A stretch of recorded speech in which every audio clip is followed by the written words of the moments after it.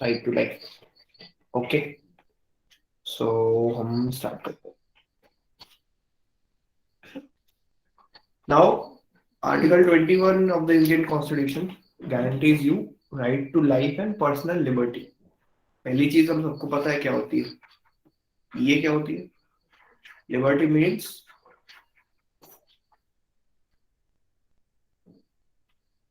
Personal space basically, and एक तरीके की डिग्निटी को तुम इससे वो कर सकते हो, उसे नॉर्मलाइज। ठीक है, नाउ ये इसका बेयर टेक्स्ट है जो कि कॉन्स्टिट्यूशन में सीधा सीधा लिखा हुआ है, which is no person shall be deprived of his life और personal liberty except in accordance with the procedure established by law. यहाँ इस इतने से एक छोटे से डेफिनेशन के लिए हमने आपको पूरा प्रोसेस पढ़ा है, पढ़वाया है। वो क्यों इतना बड़ा मुद्दा बन गया वो हम आगे केसेस में देखेंगे। ठीक है, तो मुझे एक बात बताओ कि मैंने जो दो लिंक्स भेजी थी पढ़ के आने के लिए, वो किसी ने भी गलती से खोली? एक हाँ पढ़ा भैया, मनेका गांधी वाला नहीं पढ़ा। दोनों पढ़ लिया भैया। मैंने पढ़ा है भैया वो दोनों। जी गांधी भैया, वाला पढ़ा है, देखा सिर्फ है। नहीं पढ़ा। ठीक है, तो उस पर बात करेंगे, जिसने पढ़ा पढ़ा है है उसको भैया। थोड़ा बहुत रेलेवेंट समझ में आ जाएगा क्या हुआ था। ठीक है, भैया इसका क्या हम नोट बनाए अब? नहीं मत बनाओ, मैं क्लास के लास्ट में भेज दूंगा। ओके। ठीक है, तो इसके अभी क्लास में मत बनाओ, अभी बस जो स्क्रीन पे दिख रहा है जो मैं समझा रहा हूँ उसको एज इट इज समझ लो। ठीक है, ठीक है जो भी भैया। क्वेश्चन से डालो यहीं पे पूछ लो, जो भी जैसा भी हो, बीच में रोक के फिर नोट्स का अपन बाद में देखेंगे, नोट्स के चक्कर में क्लास भी हो जाती है। ओके, अब ये हमने देखा कि कोई भी पर्सन को स्टेट उसकी राइट टू लाइफ से डिप्राइव नहीं कर सकता है, पहली चीज। ना कि पर्सनल लिबर्टी से डिप्राइव कर सकता है। बस एक एक्सेप्शन दिया हुआ है, कब? जब वो in accordance to the procedure established by law हो। प्रोसीजर एस्टैब्लिश्ड बाय लॉ हमने क्या देखा था कि अगर वो लॉ पार्लियामेंट ने बनाया है और वो एनफोर्स्ड है, तो उसके अकॉर्डेंस में अगर कुछ हो रहा है तो वो राइट टू लाइफ चली गई उसकी। बेसिकली हम किसकी बात कर रहे हैं, कौन सी चीज की बात हो रही है यहाँ पर बात हो रही है, एग्जाम्पल के थ्रू बताता हूँ। यहाँ पर उस चीज की बात हो रही है जैसे डेथ सेंटेंस दे दिया जाता है।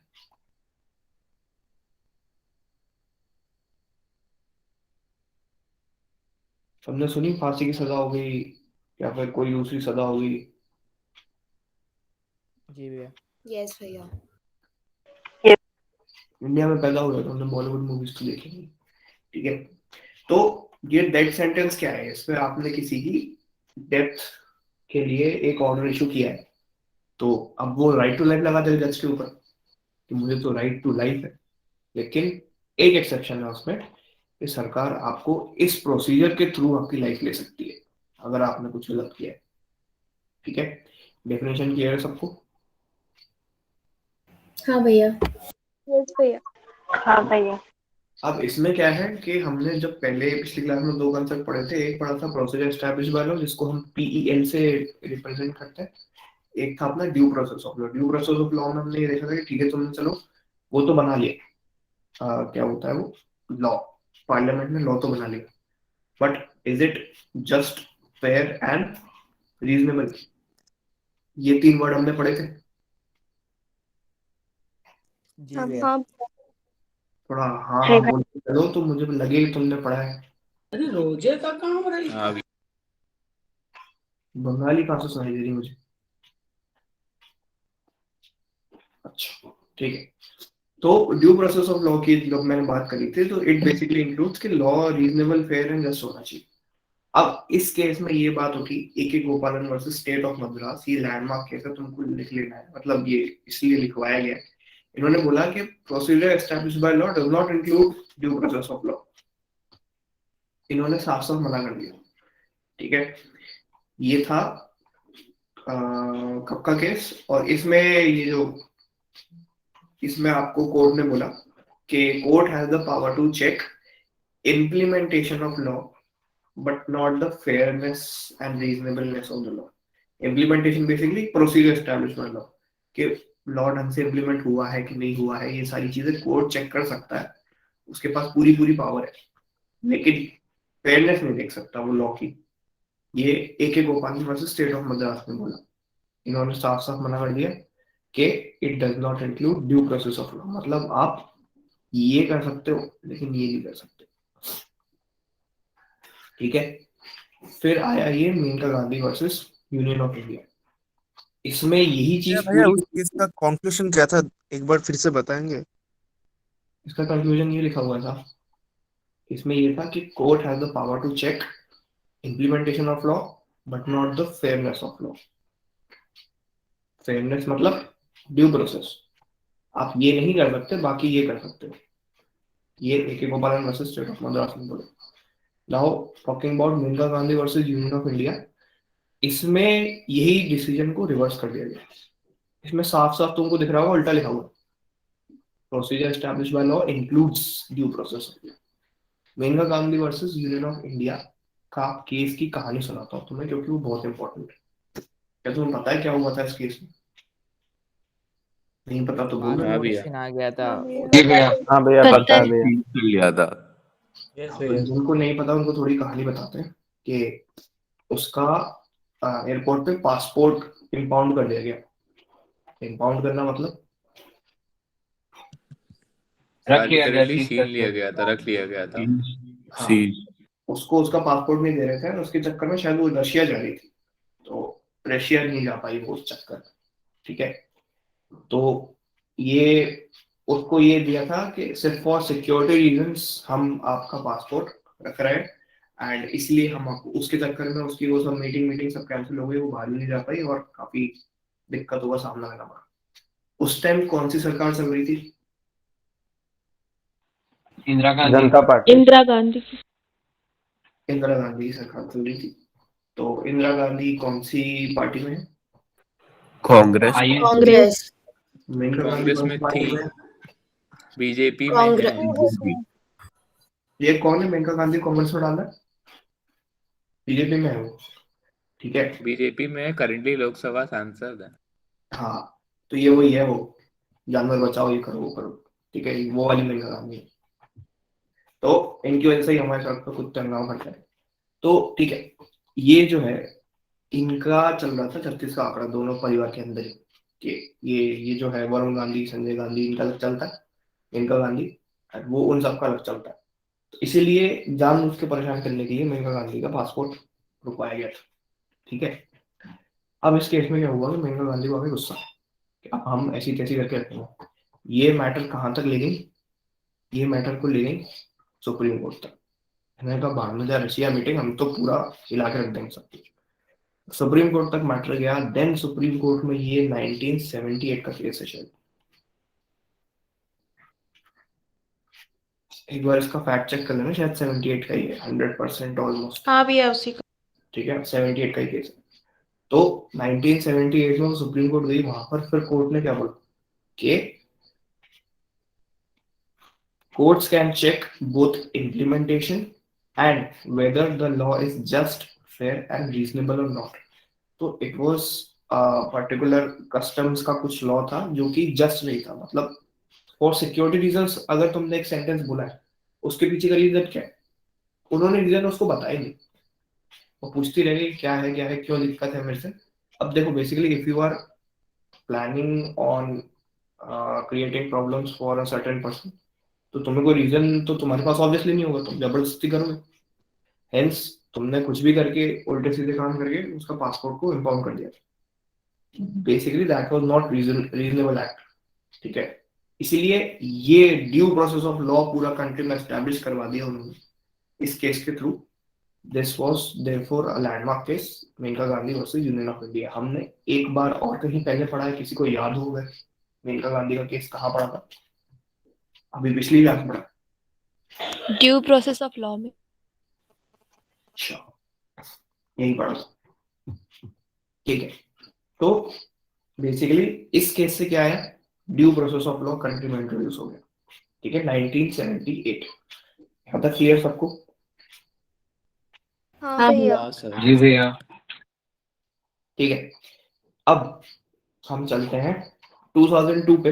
अभी ऊपर राइट टू लाइफ की बात हो रही थी, 2002 में क्या हुआ कि 86th अमेंडमेंट आया कॉन्स्टिट्यूशन में और आर्टिकल 21A ऐड हो गया। 21A ऑब्वियसली ए से हम क्या समझ सकते हैं?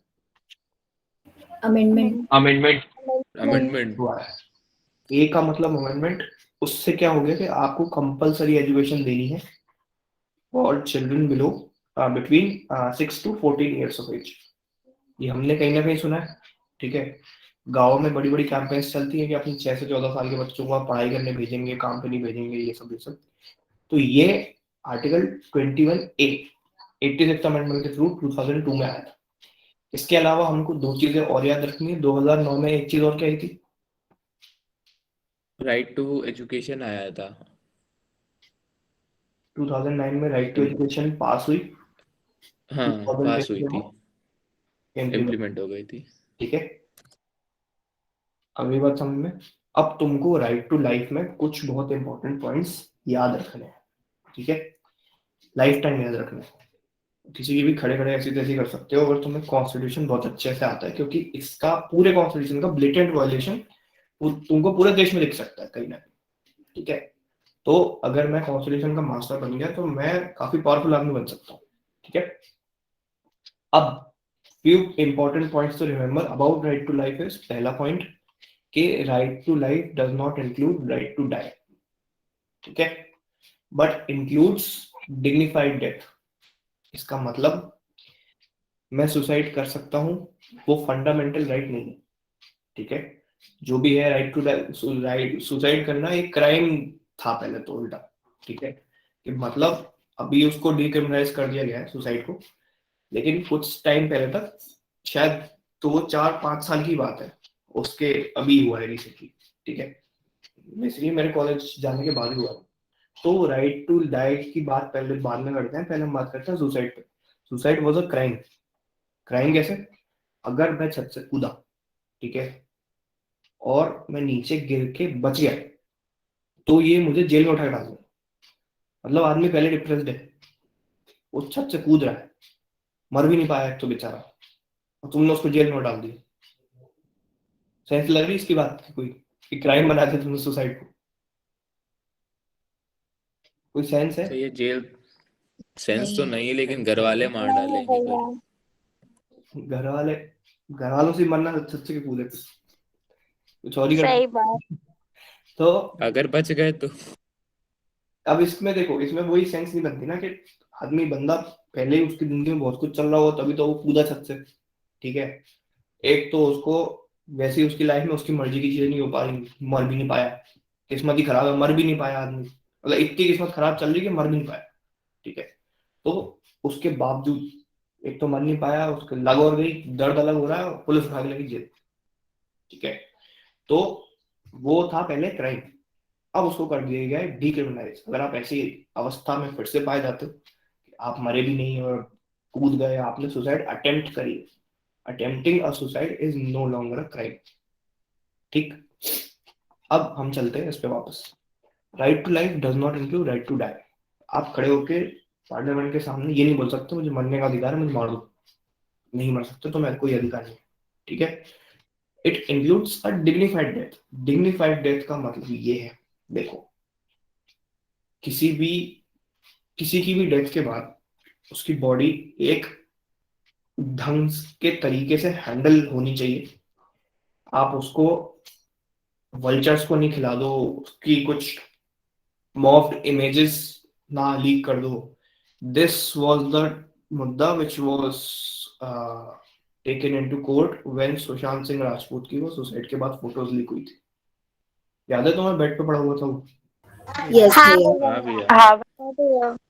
ये चीज वहां पर लाई गई थी। मैंने कहा था राइट टू लाइफ कभी भी लग जाती, कहीं भी लग जाती, तुम कैसे भी लगा सकते हो। Right to life includes dignified death. Dignified death का मतलब है कि उसके मरने के बाद उसका मजाक ना बने, लोगों के सामने उसकी पिक्चर सर्कुलेट ना हो, ठीक है। एंड काफी सारा जो भी इसमें आता है कि कोई तो हाथ काट के ना ले जाए, कोई ये उठा के ना ले जाए, वो उठा के ना ले जाए, ठीक है। तो dignified death is a fundamental right, ठीक है। अब आदमी तो मर गया, क्लेम कौन करेगा फंडामेंटल राइट? उसके परिवार वाले इस चीज को क्लेम कर सकते हैं, ठीक है। मान लो वो पिक्चर जिसने लीक करी उसका नाम पता है मुझे, तो सुशांत के परिवार वाले उस पर केस कर सकते हैं साफ साफ। ये किस केस से आया था? ये आया था Gian Kaur versus state of Punjab. Punjab याद रखना बहुत आसान है क्योंकि केस में क्या लगा हुआ है? कौर। और ठीक है, ये केस हमको याद रह जाएगा। जियान कैसे याद रहेगा? तुमने डोरेमोन देखा, डोरेमोन डोरेमोन। ठीक है? तो जियान इतना पावरफुल है कि he can even kill someone. Okay, तो यहाँ से डेथ से तुमको जियान याद हो जाएगा, कौर से तुमको पंजाब याद हो जाएगा, तो Gian Kaur versus state of Punjab कोई भूल नहीं सकता। समझ गए? अच्छा भैया, हाँ कोई भाई। भी तरीके का पिक्चर लेना क्या क्राइम है? मतलब डेथ का? और कौन से, अरे वो कौन से तरीके की और पिक्चर लेगा भाई? तो पुलिस वालों अभी को तो। एक्सेप्शन हाँ। है, अच्छा वो तो अच्छा। लेनी पड़ती है ना उसके लिए, जांच पड़ताल के लिए। हाँ हाँ। और भैया कोविड में हमने देखा कि मतलब लोग मरे पड़े हैं नदी के किनारे, तो उन लोगों के ऊपर भी तो डेथ के लिए केस हो सकता है कि उन लोगों ने डिग्निफाइड डेथ नहीं पाया। Can you identify those individuals? अगर हाँ, तो सब पे केस होगा, सब पे केस हुआ भी है। तुमको अंदर की बातें कहाँ पता है कि कोविड पे कितने डॉक्टर्स पे केस हुए, कितने हॉस्पिटल्स पे? तुम्हें पता नहीं है, तुमने खबरें नहीं सुनी थी? बाकी सबने भी सुनी होंगी कि लाशों को ऐसे ही उठा के फेंक दे रहे थे, सड़ रही थी लाशें कितने दिन मॉर्चरी में। तुम लोगों ने हाँ सुना होगा इस बारे में। हाँ यस भैया। तो इन यस भैया। सबके खिलाफ हुआ है case, right to life candy. ठीक है, तो अब हम चलते हैं सेकंड पॉइंट पे। सेकंड पॉइंट है, it includes not only physical existence but the quality of life. मतलब अगर मैंने बोला कि मुझे जिंदगी का अधिकार है, मतलब केवल पड़ा हूं, अस्तित्व है मेरा बस, this is not called right to life. Right to life also includes quality of life, मतलब मैं जो जिंदगी जी रहा हूँ वो एक क्वालिटी की होनी चाहिए। ठीक है, वो तो ऑब्वियसली मेरे ऊपर है, मैं उसकी क्वालिटी कैसी बना रहा हूँ। बाकी अब तुम ये बोलो कि रेलवे स्टेशन पे लोग पड़े रहते हैं जिनके मुंह पे मक्खियां भी लगती रहती हैं, उनका राइट टू लाइफ वॉयलेट हो रहा है? हाँ हो रहा है, बिल्कुल हो रहा है। क्वालिटी ऑफ लाइफ लाइफ वाला फैक्टर राइट टू लाइफ का आर्टिकल 21 में मेंशन है, जो कि वॉयलेट हो रहा है। अब उनमें इतनी अकल नहीं है कि कोई कोर्ट पे जाके केस करे, उनके पास खुद के खाने के पैसे नहीं है, केस क्या करेंगे? ठीक है, तो आपको ब्लेटेंट मिसयूज और या फिर ignorance of this particular right आपको चलते फिरते दिख सकती है, फुटपाथ पे दिख सकती है। तो जिनका केवल फिजिकल एग्जिस्टेंस है, आपने बहुत लोग ऐसे देखे होंगे बिल्कुल कि हाथ वाथ कटे पड़े हैं, बस एक जगह लेटे ही पड़े हैं, भीख मांगे जा रहे हैं, जो बोल भी नहीं पा रहे हैं। देखें, ज्यादातर ऐसे लोग हाँ भैया। रेलवे स्टेशन पे दिखते हैं ज्यादातर ऐसे लोग।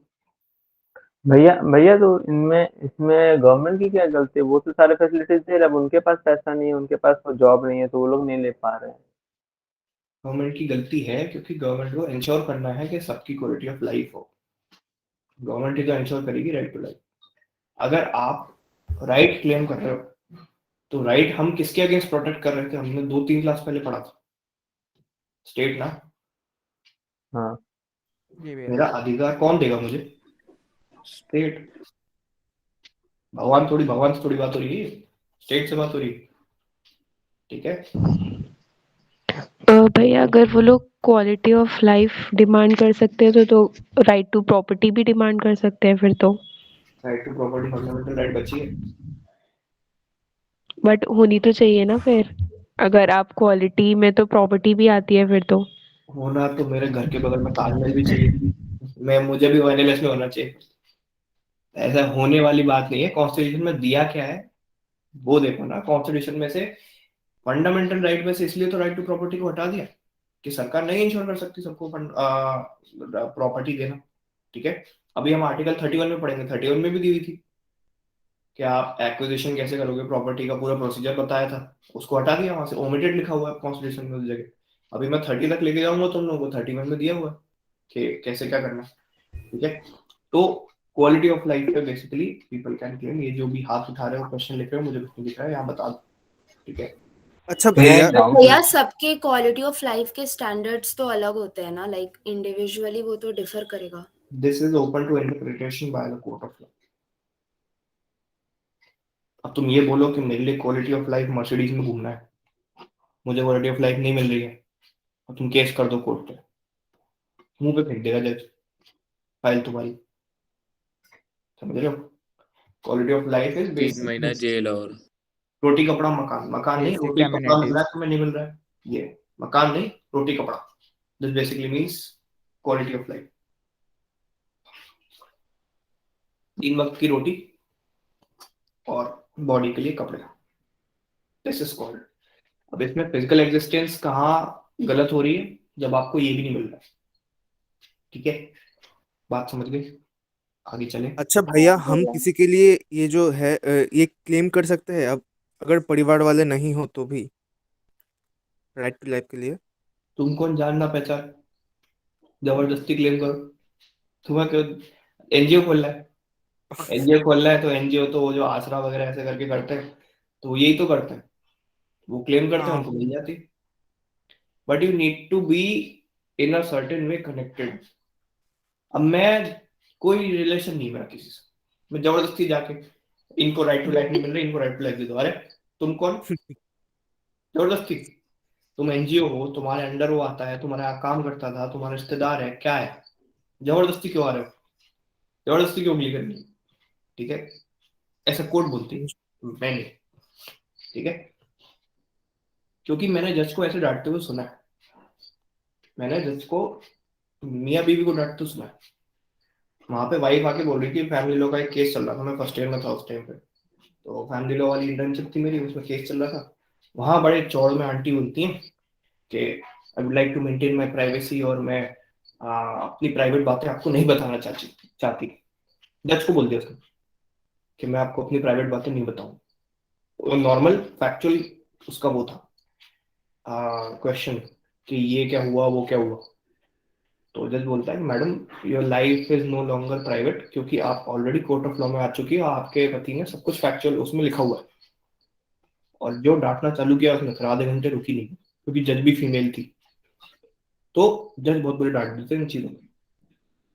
ठीक है, तो यही चीज है, तुम जबरदस्ती किसी का वो मासिया मत बनो.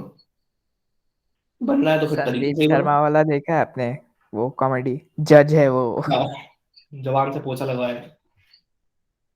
तो हम चलते हैं थर्ड पॉइंट पे.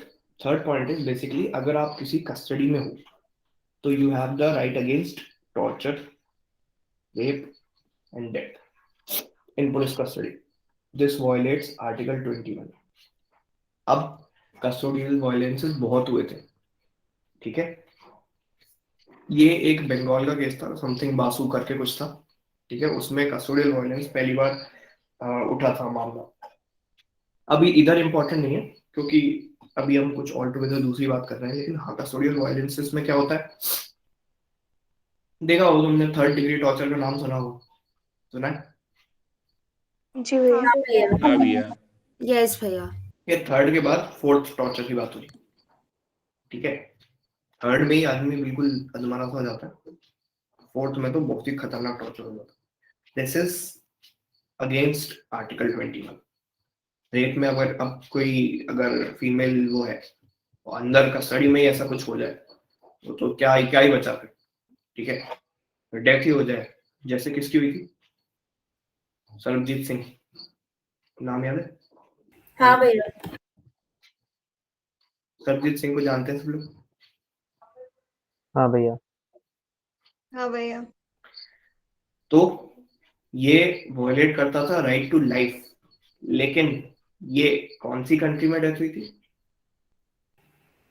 पाकिस्तान. पाकिस्तान. पाकिस्तान. इसलिए वो क्लेम नहीं हो पाया. समझ गए? क्योंकि जब वो कंट्री किसी को जासूस या फिर ऐसा बता सकती है तो वो कुछ भी कर सकती है. ठीक है, इसलिए वो मुद्दा अभी तक चल रहा है, उस पर कोई बहुत खास वो नहीं आया. ठीक है, अब हम चलते हैं right to live with human dignity.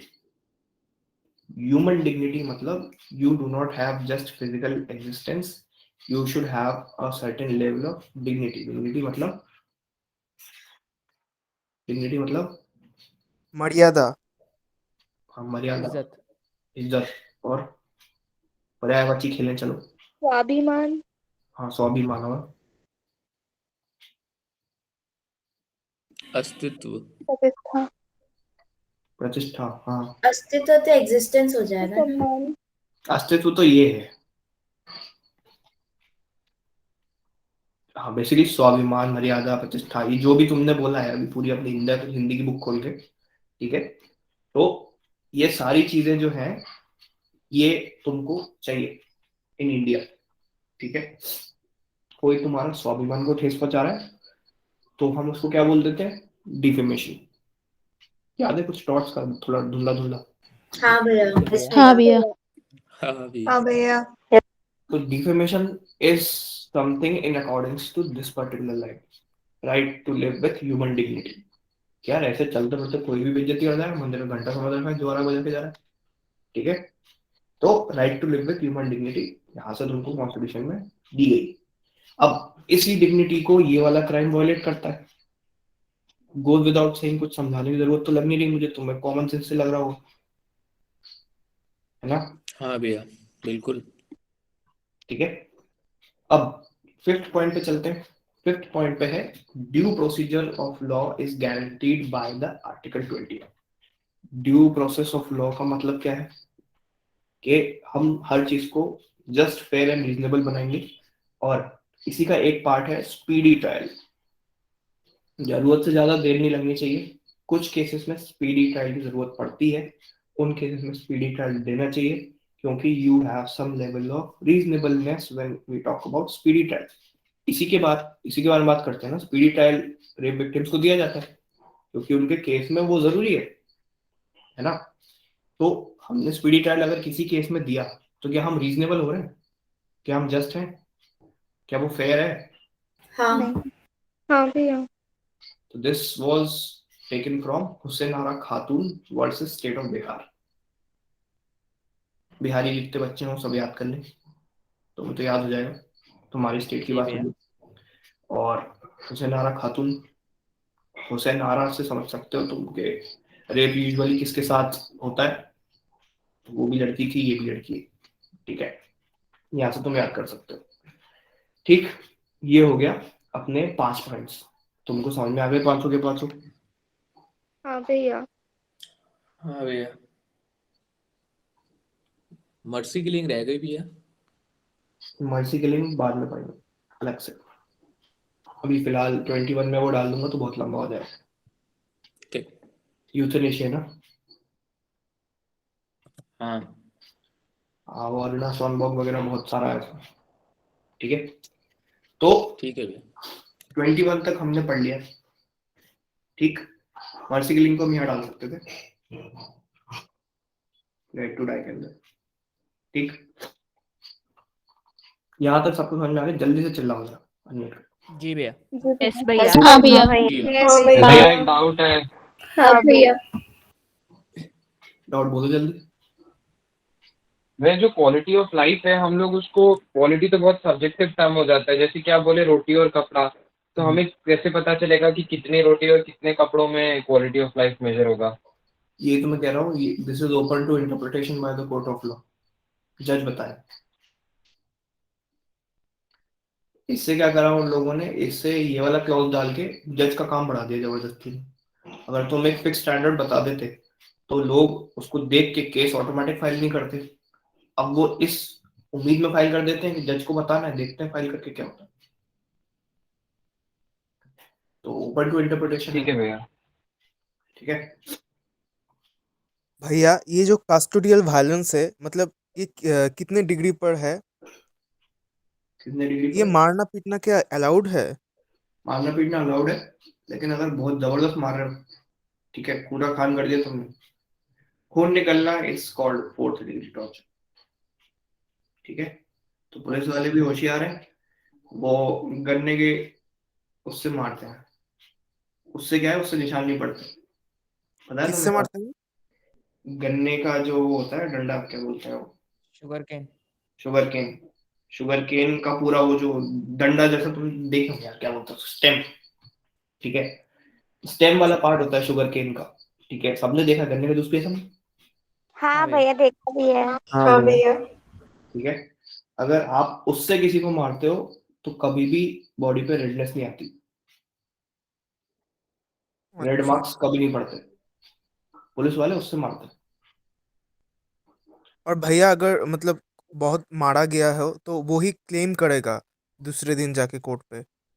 वही क्लेम करेगा, उसके पास सबूत भी होना चाहिए। तभी तुमने देखा है कि इन सब में measure of the police custody, मतलब थाने हो गए या फिर जहां भी इन लोगों को रखा जाता है, हर जगह सीसीटीवी कैमरे मैंडेटरी, कुछ भी किया है पकड़ में आ जाएगा। हमारे यहाँ भैया ये सेल के कानपुर में अंदर एक भी केस लगा चल होता रहा है? है। सेल के अंदर लगा रहता है इन majority of the police station, क्योंकि उनको भी तो नजर रखनी है ना। वो इस सेल का एक आउटपुट जाता है स्टेशन हाउस ऑफिसर के पास, बाकी सब लोग खुद ही तो कहीं कुछ नहीं कर रहे हैं, प्लेट व्लेट से खुद का गला काट लिया, हाथ काट उनकी लिया। प्राइवेसी वॉलेट नहीं होगी क्या? अरे क्या कर रहे हैं प्राइवेट, वो बहुत कुछ करके आ चुके हैं, उनको अंदर डाल दिए, कौन सी प्राइवेसी क्लेम कर रहे हैं वहाँ, कौन सा उनको वहां नहाना है या कुछ और करना है, सब कुछ वहां पब्लिक है। जब वो पूरा का पूरा केज जैसा ही खुला रहता है बाहर नॉर्मल व्यूइंग के लिए पुलिस वालों के, कहाँ की प्राइवेसी बची तुम्हारी, ठीक है। हाँ ठीक है। तो टॉर्चर उस तरीके का था। आगे चलूं? जी भैया। हाँ भैया। हाँ भैया। जी भैया। तो 22 पे चलते हैं। 22 basically protects you against arrest and detention. तो अब हम थोड़ा इसी के ऊपर बात करते हैं कि आपको किसी ने अरेस्ट कर लिया है, किसी ने आपको डिटेन कर लिया है। डिटेन करना मतलब लेके चले आना, कर कहीं आप रख रहे हो किसी को, ठीक है, बेसिकली कस्टडी की बात हो रही है। तो आर्टिकल 22 उसी की कुछ राइट्स की बात करता है कि आपको उसमें क्या क्या मिलना चाहिए, कैसे होगा सब कुछ, ठीक है। अब डिटेंशन दो तरीके की होती है, एक होती है प्रिवेंटिव डिटेंशन, एक होती है प्यूनिटिव डिटेंशन। प्रिवेंटिव डिटेंशन क्या होती है? ये होती है जब आप किसी को घर से उठा के लेके जाते हो विदाउट कोर्ट ट्रायल, या कहीं से भी उठा के लेके जाते हो, कोर्ट में उसका मामला नहीं चला, बट आपने अगेन बॉलीवुड मूवीज देखी, यू आर अंडर अरेस्ट, सुना है? सुना हाँ है? भैया। तो क्या हाँ उस भैया। टाइम केस हो चुका था? नहीं। नहीं। बहुत सारे केसेस में नहीं हुआ था, बहुत सारे केसेस में तुरंत उसको लेके जाना पड़ता है। चलो भैया जल्दी तुमको उठा के ले जाना ज्यादा इंपॉर्टेंट है, केस वेस तो बाद में देखेंगे। That is known as preventive detention. You are preventing something from happening. Preventive इसलिए कुछ हो ना जाए, इसलिए इसको डिटेन करना ज्यादा इंपॉर्टेंट है, समझ रहे हो? हाँ भैया। Now talking about punitive detention. Punitive का मतलब क्या होता है कि कोर्ट का ऑर्डर है, एज अ पनिशमेंट इसको डिटेन किया जाता है, समझे? हाँ भैया। प्यूनिटिव मतलब पनिशमेंट का PUN दिख रहा है तुम्हें? यस भैया। प्यूनिटिव का मतलब ही ये होता है as a punishment. Punitive damages सुने होंगे तुमने, पनिशमेंट में जो डैमेज मिले हुए उसको बोलते हैं प्यूनिटिव डैमेजेस, ठीक है। तो प्यूनिटिव डिटेंशन मतलब एज अ पनिशमेंट उसको डिटेंशन मिली है। प्रिवेंटिव डिटेंशन मतलब कुछ कर ना दे वो, उस चीज को प्रिवेंट करने के लिए हमने उसको डिटेन किया। समझ में आया कंसेप्ट दोनों? जी भैया। जी भैया। जी भैया। अब आप किसी को घर से उठा के ले जा रहे हो, कहीं से भी उठा के ले जा रहे हो विदाउट उसको केस करे हुए, तो you can only keep that person for max to max 3 months and no longer that, उससे ज्यादा, ठीक। ये चीज हमको पता है, this happens after trial and conviction. Conviction का मतलब प्रूव्ड गिल्टी।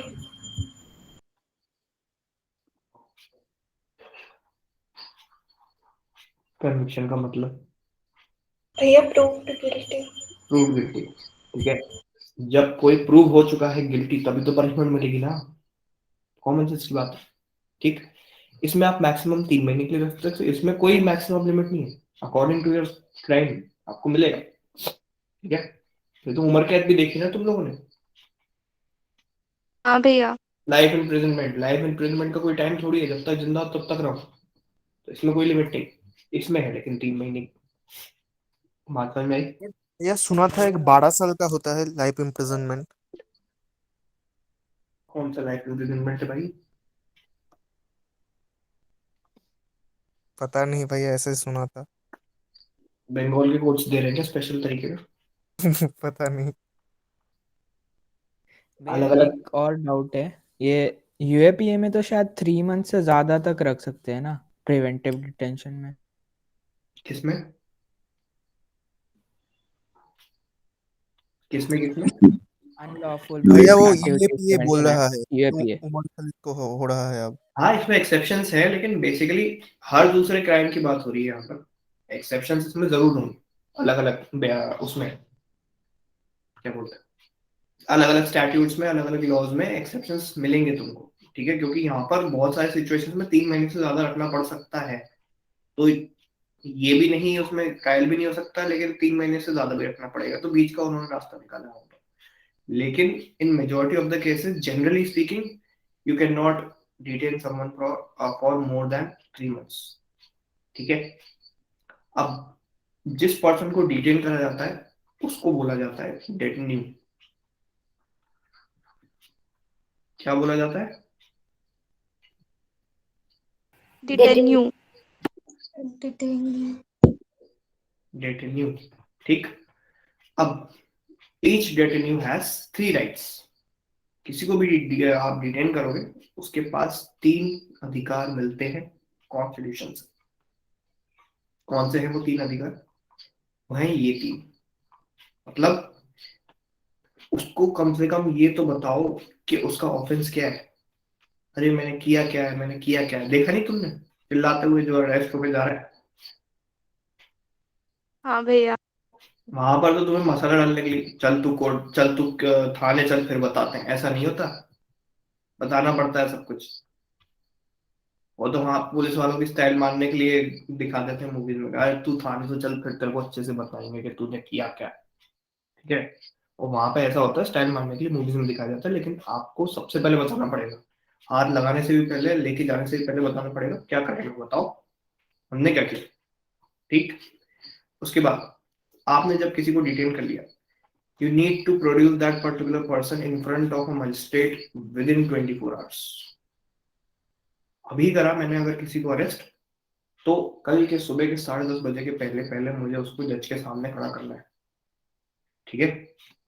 एक चीज ये हो गई। अब एक्सक्लूडिंग हॉलीडेज, इसमें अगर किसी दिन छुट्टी पड़ गई तो ये एक्सक्लूड हो जाता है, उसको फिर हम 48 आवर्स या फिर जो भी जैसे भी उसको कर सकते हैं वहां पर। ठीक। अब जज के अगर ये जो है, मान लो 24 आवर्स ऐसे टाइम पे पड़ रहे हैं, देखो इस 24 आवर्स में कहीं ना कहीं कोर्ट तो खुल ही जाएगा। ठीक है, छुट्टी अगर हमने एक्सक्लूड कर दी तो बेसिकली कोर्ट आवर्स में हम आ ही जाएंगे कहीं ना कहीं। अगर ऐसा है कि कोर्ट आवर्स में जज ने छुट्टी ली हुई है या फिर जो भी है, तो हम इसको जज के रेसिडेंस पे जाके उसके सामने प्रोड्यूस करते हैं। जज का काम देखो, जबरदस्ती को हर दूसरा आदमी सामने आके पेश हो गया, हाँ तुमने क्या किया बताओ।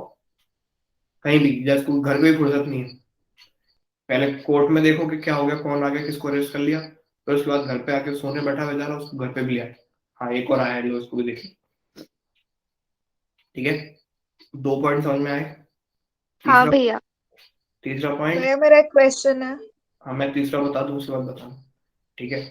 तीसरा point is you have the right to defend by the legal practitioner of your choice. समझाने की जरूरत नहीं है मेरे को इस पॉइंट को। ठीक है।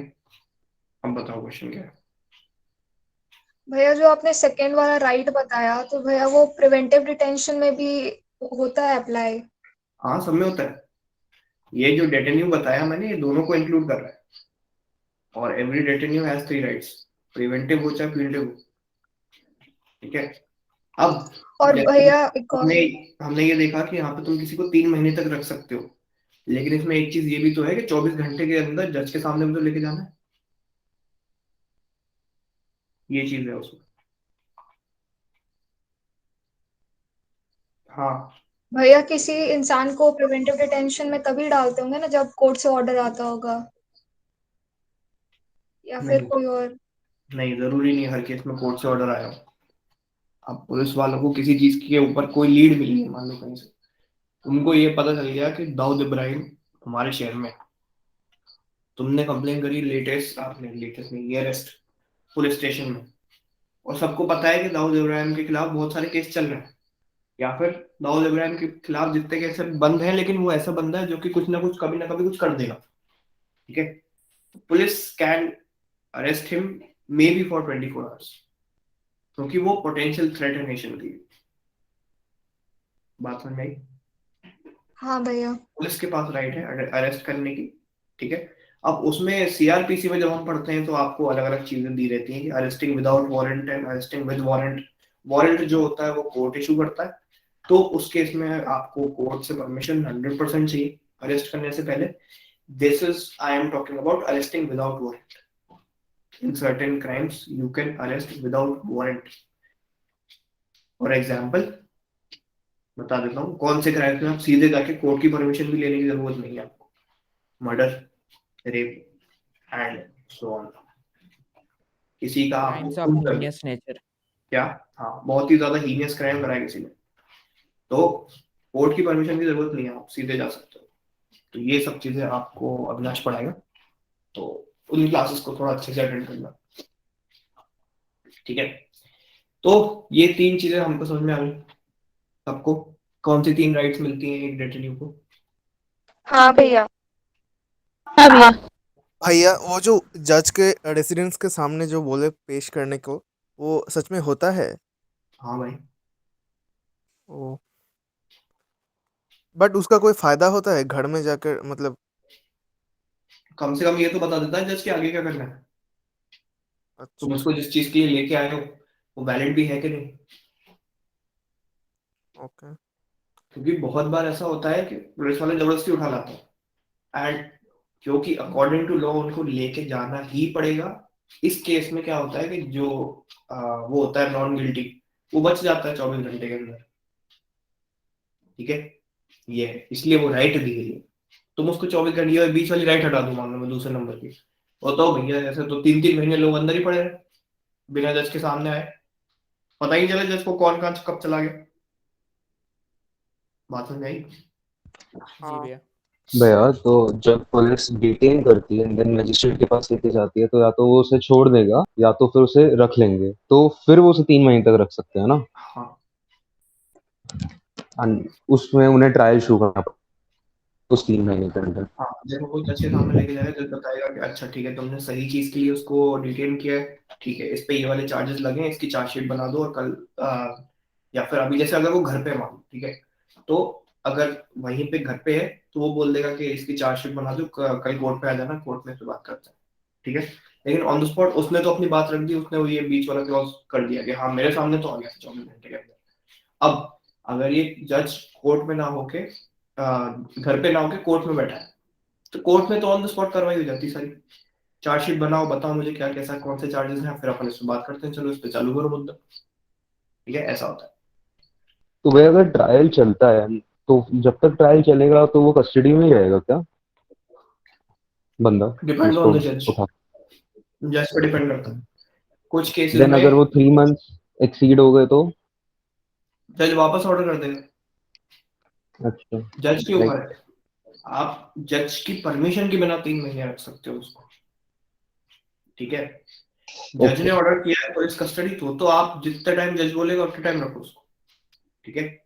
Now there are 2 types of custodies, one is police custody and one is judicial custody.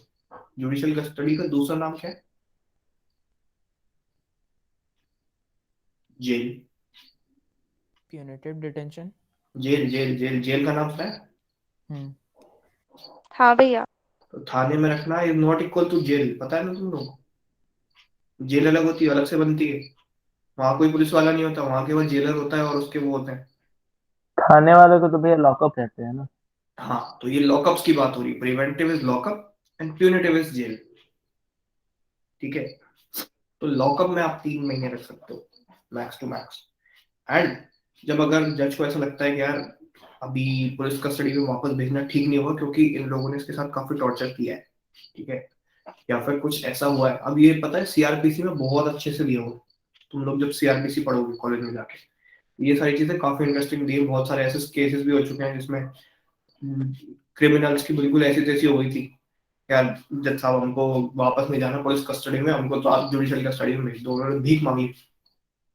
तो ऐसे में जज ने जुडिशियल कस्टडी में भेज दिया कि चलो भैया जेल में कम से कम जिंदा तो रहेगा। तो हाँ, तो ऐसी तैसी कर देंगे, क्योंकि केस इस तरीके का था, क्योंकि उसने पुलिस वालों के खिलाफ बोल दिया था कि इन्होंने कल मुझे ऐसा करा वैसा करा। अब कोई, तुम सोचो ना, जो जिससे कल तुम चाटा खा के आ रहे हो उसकी कंप्लेन कर दो कि इसने मुझे चाटा मारा, और वापस उसी के साथ वहीं जाना है, फिर तुम्हारा क्या हाल होगा? सिचुएशन समझ रहे हो? हाँ भैया। This is basically going to your dadi's house and telling कि पापा बहुत मारते हैं, एंड देन पापा के साथ वापस आना। लॉल। वो भी अकेले। हाँ, तुम रहते पापा के साथ ही हो और मम्मी रहती है बस साथ, और जाके तुमने होशियारी में दादी से कंप्लेन कर दी, जिसकी पापा सुनते ही नहीं। अब सोच लो तुम्हारे साथ क्या होगा। तो तुम ये बोलोगे ना दादी से, दादी मैं आपके साथ रुक जाऊँ प्लीज, मुझे कहीं और भेज दो, मामा के घर भेज दो, किसी और के घर भेज दो, इधर नहीं जाना। ये मेरा बोलो। एक फ्रेंड था, उसके साथ बहुत ज़्यादा डोमेस्टिक वायलेंस होता था ऐसे ही, तो वो अपनी दादी के घर भाग भाग के चला जाता था, ऐसे ही होता था उसके साथ। हाँ, तो यू गाइस कैन रिलेट ना जो बता रहा हूँ उस चीज पे, समझ में आ रही है हाँ ना? भैया। हाँ भैया। भैया एक डाउट है हम्म। भैया, ये जो इन लोगों को अंडर ट्रायल रखते हैं बिना वजह और ये फिर बाद में इनोसेंट प्रूव होके अक्विट हो जाते हैं, ये लोग डैमेजेस क्लेम नहीं कर सकते कि हम तो इनोसेंट थे, मासूम थे, हमें जबरदस्ती रखा गया, हम लोगों का काफी फंडामेंटल राइट सैंपल हो गया? जबरदस्ती रखा गया तो कुछ तो ग्राउंड्स होंगे ना जिसके बेसिस पे तुमको रखा गया। ये बाद में तो भैया अक्विट हो गया ना फिर। नहीं, तो पहले तो ग्राउंड्स होंगे ना कुछ, वो तो प्रूव हुए बाद में कि तुम गिल्टी नहीं हो। लेकिन मुझे तो लग रहा था ना कि तू एक हार्मफुल थ्रेट हो सकता है, पुलिस को लग रहा था। ये यहाँ पर काफी ग्रे एरिया छूट गया लॉ में। पुलिस को इतनी पावर्स हैं कि वो तुमको शक के बिहाफ पे लेके आ सकते हैं, एंड वो जज भी अगर ये बोल देता है कि हाँ लग तो रहा है, एंड चलो इस पे पूरा केस चालू करते हैं, देखेंगे कि क्या है क्या नहीं है, ठीक है, तो उस टाइम पे on the basis of doubt उसको रख सकते हैं। डाउट गलत साबित हो गया तो वो तुम्हारे लॉयर की वो है, तो उसने कर दिया साबित, ये चीज है। समझ में आया? आगे चलूं? हाँ जी भैया। भैया। हाँ भैया। ये केस था जो कि बहुत ज्यादा इंपॉर्टेंट हो जाता है 1976। 1976 में एक चीज और क्या पड़ी थी? इमरजेंसी। इमरजेंसी। और बहुत अच्छा केस आया था, बहुत बड़ा। केशवानंद भारती।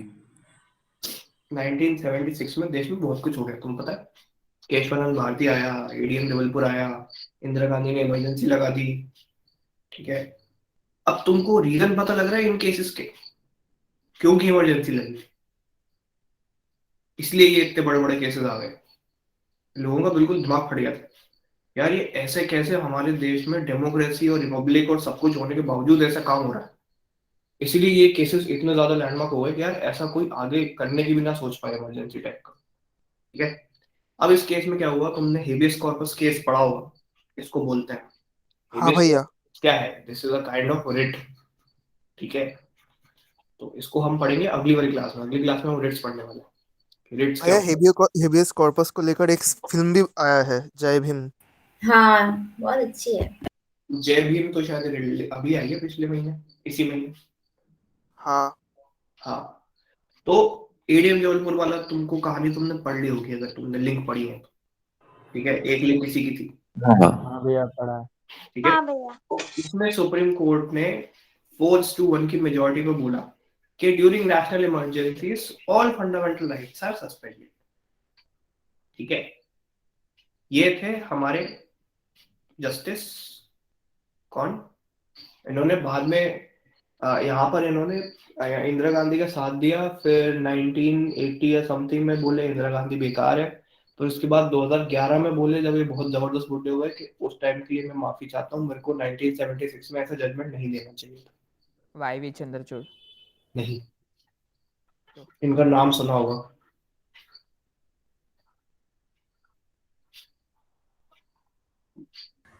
चार खन्ना। हाँ भैया। अरे एचआर खन्ना तो ये थे यार बेचारे, डिसेंटिंग जज थे वो तो। वो तो डिसेंटिंग जज। एचआर खन्ना ही कोई तो अकल थी उस टाइम पे जिसकी किसी ने सुनी नहीं। उसको फिर सीजीआई भी तो नहीं बनाया।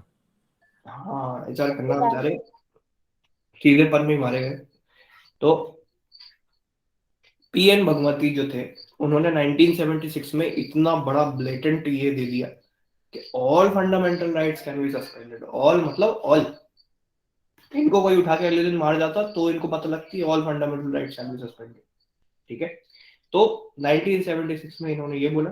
1980 में बोलते हैं कि इंदिरा गांधी खराब है, ये है वो है, और उस टाइम पे 76 में इन्हीं के गुणगान गा रहे थे। ये this was a direct influence of Indira Gandhi, fundamental right suspend होनी चाहिए।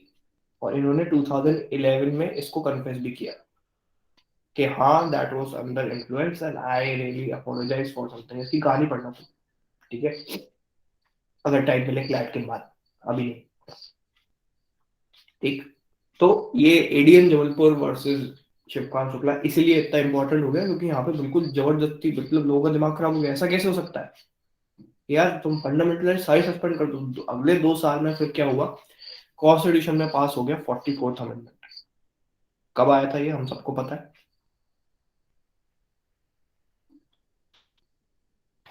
1978 में आया। 1978।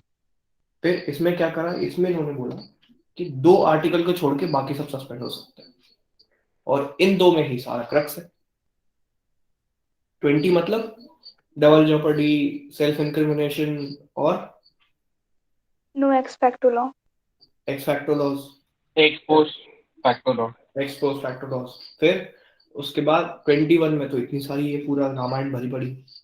ठीक है, तो ये सस्पेंड नहीं हो सकते, बाकी सब सस्पेंड हो सकते। अब जैसे आगे हम पढ़ेंगे रिलीजन वगैरह के बारे में, तो अब तुम्हें इमरजेंसी लगी देश में, फिर भी तो मस्जिद जाना और मंदिर जाना इंपॉर्टेंट लग रहा है, तुम्हें चर्च में जाके वो करना इंपॉर्टेंट लग रहा है, चुपचाप बैठो, नहीं जा सकते तुम। ठीक है, तुम्हारा स्कूल खोलना तुमको इंपॉर्टेंट लग रहा है, नहीं जा सकते, चुपचाप बैठो। इसलिए फंडामेंटल राइट सस्पेंड करी गई। अब तुम्हें वहां पे इक्वालिटी डिस्क्रिमिनेशन करना है, चुपचाप बैठोगे, इमरजेंसी लगी। वहां भी तुम ये करोगे माइनॉरिटी मेजोरिटी ये वो, चुपचाप बिल्कुल दरवाजे के अंदर बंद होके बैठे, सब सस्पेंड है। लेकिन क्या कोई तुम्हें मार सकता है? नहीं। क्या कोई तुम पे लॉ लगा अभी लॉ लगा के पहले की चीज के लिए तुमको सजा दे सकता है? नहीं। बस नहीं। इसलिए ये 2 आर्टिकल्स नहीं करे गए सस्पेंड, बाकी सब suspend. National emergency is a very big crisis, इसलिए बाकी सारी चीज सस्पेंड हो गई। बाकी सारी चीज सोचो, तुम्हारी जो फंडामेंटल राइट है वो एक भी किसी से कम नहीं है ना, कि मुझे कोई डिस्क्रिमिनेट नहीं कर सकता, ये नहीं कर सकता, वो नहीं कर सकता, मैं मंदिर जाने का हकदार हूँ, मस्जिद जाने का हकदार हूँ, मुझे ये करना चाहिए, वो करना चाहिए, ये अपने आप में बड़ी बड़ी चीज है। लेकिन ऐसा क्या हो गया कि सब सस्पेंड हो गई? ऐसा ये हो गया कि नेशनल इमरजेंसी लग गई। ठीक है, बड़ी चीज होती है, और बहुत rarest of the rare case में लगती है। 1976 में भी कोई जरूरत नहीं थी, जबरदस्ती लगाई गई, कोई जरूरत नहीं थी इस चीज की, इसलिए इसको इतना क्रिटिसाइज किया जाता है। ठीक है, अब हम चलते हैं आर्टिकल 23 एंड 24। इसमें तुमको केवल 2 चीजें याद रखने की है। 23 क्या बोलता है? 23 basically talks about human trafficking and forced labour. Forced labour मतलब वो बंधुआ मजदूर सुना होगा, और जबरदस्ती किसी को यहाँ से बॉर्डर के पार भेजना, उससे काम करवाने के लिए ये करना। ह्यूमन ट्रैफिकिंग बंगाल से बांग्लादेश में बहुत होती है, तुम लोगों ने खबरें सुनी होंगी, कहानियां सुनी होंगी। ह्यूमन ट्रैफिकिंग बांग्लादेश में बहुत लोग जाते हैं, बांग्लादेश से बहुत लोग आते हैं कोलकाता में और बंगाल में ऑल टुगेदर। ठीक है, तो यहाँ पे ह्यूमन ट्रैफिकिंग चलती है, जो कि कॉन्स्टिट्यूशन का वायलेशन, लेकिन कौन समझा है? ठीक है, पहले भी बहुत होती थी, उसी को प्रिवेंट करता है आर्टिकल 23। बस तुमको ये याद रखना है, उसमें ज्यादा कुछ पढ़ने का है भी नहीं। ठीक है, अब हम चलते हैं prohibition of employment of children in factories. 14 साल से कम के बच्चे हैजार्डस वर्क वाली फैक्ट्रीज में नहीं एम्प्लॉय कर सकते आप। ठीक है, इसके पहले पहले क्या होता था कि आप लोगों ने इसका नाम सुना है,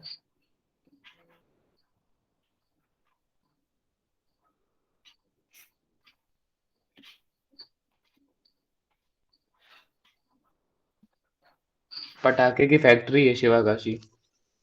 पूरा शहर ही पटाखे का है।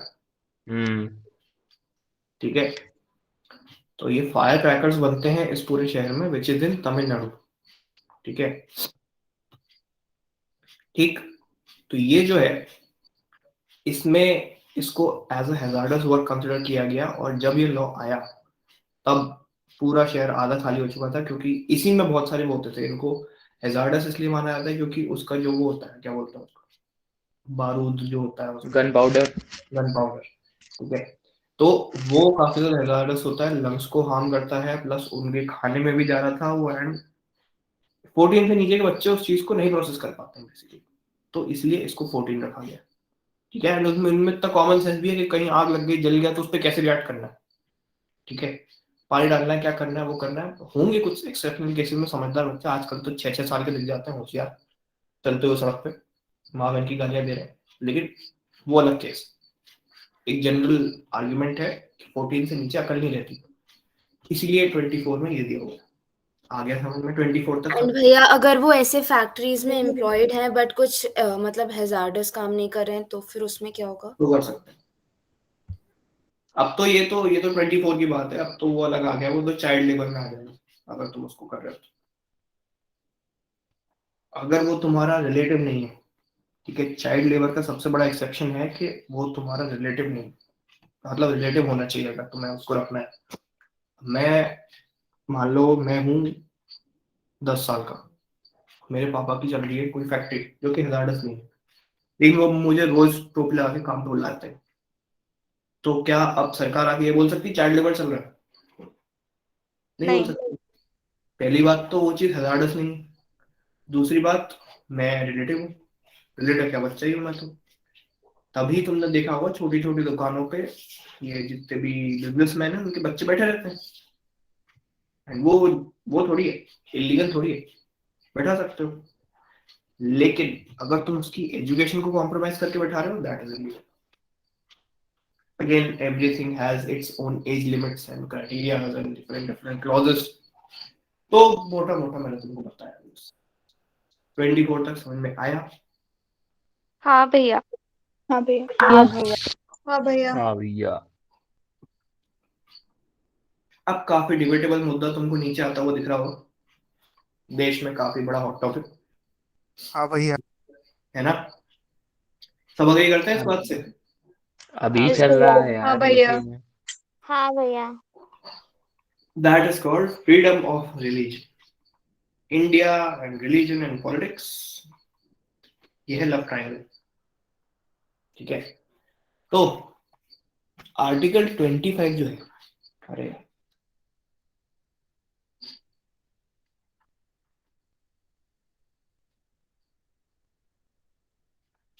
आर्टिकल 25 जो है वो क्या बोलता है? You have the freedom to profess, practice and propagate. Triple P, इन तीनों वर्ड्स का मतलब भी नीचे लिखा हुआ है, बताते हैं उसमें। ठीक है, any religion, all persons are equally entitled to profess, practice and propagate any religion. any मतलब any, कुछ भी हो सकता है, तो खुद का धर्म बना दो वो भी चल जाए देश में। ठीक है, देख नहीं तुमने वो कौन से हैं? अरे यार कितने सारे धर्म बन गए, कोई नया बाबा पैदा हो जाता है उसका धर्म बन जाता है, वो एमएसजी कौन था वो, Gurmeet Ram Rahim, messenger of God. उनके उनके धर्म बन रहे हैं, आसाराम के धर्म बन रहे हैं, अरे कोई भी कैसे भी धर्म बना लेता अपने। ठीक है, अब कुछ भी चलता है, एनी लिख दिया ना जहां पर एनी, तो इसमें सवाल है। संदीप माहेश्वरी के संदीपियंस बन गए, अलग रिलीजन बना दिया उन्होंने अपना। ठीक है, तो अब हम इन 3 वर्ड्स को पढ़ते हैं। 3 वर्ड्स का मतलब क्या है? 3 वर्ड्स में पहले वाले का मतलब होता है प्रोफेस। प्रोफेस मतलब डिक्लेयर करना, हाँ मैं इस धर्म का हूं, मैं इस धर्म में बिलीव करता हूं, मैं इस रिलीजन में बिलीव करता हूं, एंड मेरा इसमें फेथ है। कहाँ पे तुम डिक्लेयर करोगे? ओपनली एंड फ्रीली तुम कर सकते हो। ठीक है, if I am a Hindu, I declare it through my actions, whether implied और my expressly, that I believe in Hinduism and I have faith in Hinduism, and openly and freely I declare the same. कैसे declare करोगे? एक example, तुम हिंदू हो, तुम हर हफ्ते मंदिर जाते हो, घर में कोई पूजा रखवाते होगे, ठीक है, रखवाते हो नहीं रखवाते हो, मतलब ऐसा कुछ है। हाँ भैया बिल्कुल है। हाँ भैया। तुम मुस्लिम हो तो तुम हाँ भाई। 3-4 टाइम की नमाज होती है, कितने टाइम की होती है? 5। 5 टाइम की होती है। 5 टाइम की होती तुम है अगर नमाज। नमाज दे रहे हो, तुम मस्जिद जा रहे हो, कहीं कुछ कर रहे हो, तो are you professing your religion? Yes obviously. कि तुमने सोसाइटी एज अ लार्ज को ये डिक्लेयर किया है कि मैं इस रिलीजन में बिलीव करता हूँ, ठीक है, मैं मस्जिद जा रहा हूँ, तो मैं अपने आप को ही बता रहा हूँ और दूसरों को भी बता रहा हूँ कि हाँ मैं बिलीव करता हूँ, इस चीज में मेरे को फेथ है, ठीक है, बात समझ में आई? हाँ भैया। ठीक। अब हम जब प्रैक्टिस की बात करते हैं, प्रैक्टिस मतलब performance of one's religion worship, ठीक है।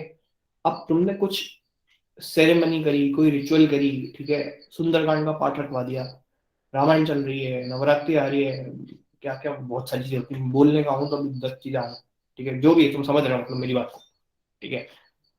और मुस्लिम से बात करो तो नमाज हो गई, फिर गुड फ्राइडे, होली सैटरडे, नहीं ईस्टर संडे, हाँ वही सब 3 ही नहीं, ठीक है। तो ये सारी चीजें basically ritual ceremonies and worship, ये भी बात समझ में आ रही, हाँ भैया। ठीक है। हाँ भैया। रोजे चल रहे हैं, रमजान चल रही है, क्या हो रहा है, वो रिचुअल सेरेमनीज ही तो है, यही है ना, परफॉर्मेंस हो रही है किसी चीज की, तुम भूखे रह रहे हो किसी चीज के लिए रह रहे हो, कुछ हो रहा है, तो ये किसने बोला था, ये इस्लाम में बोला जा रहा है किसी चीज के लिए, ठीक है।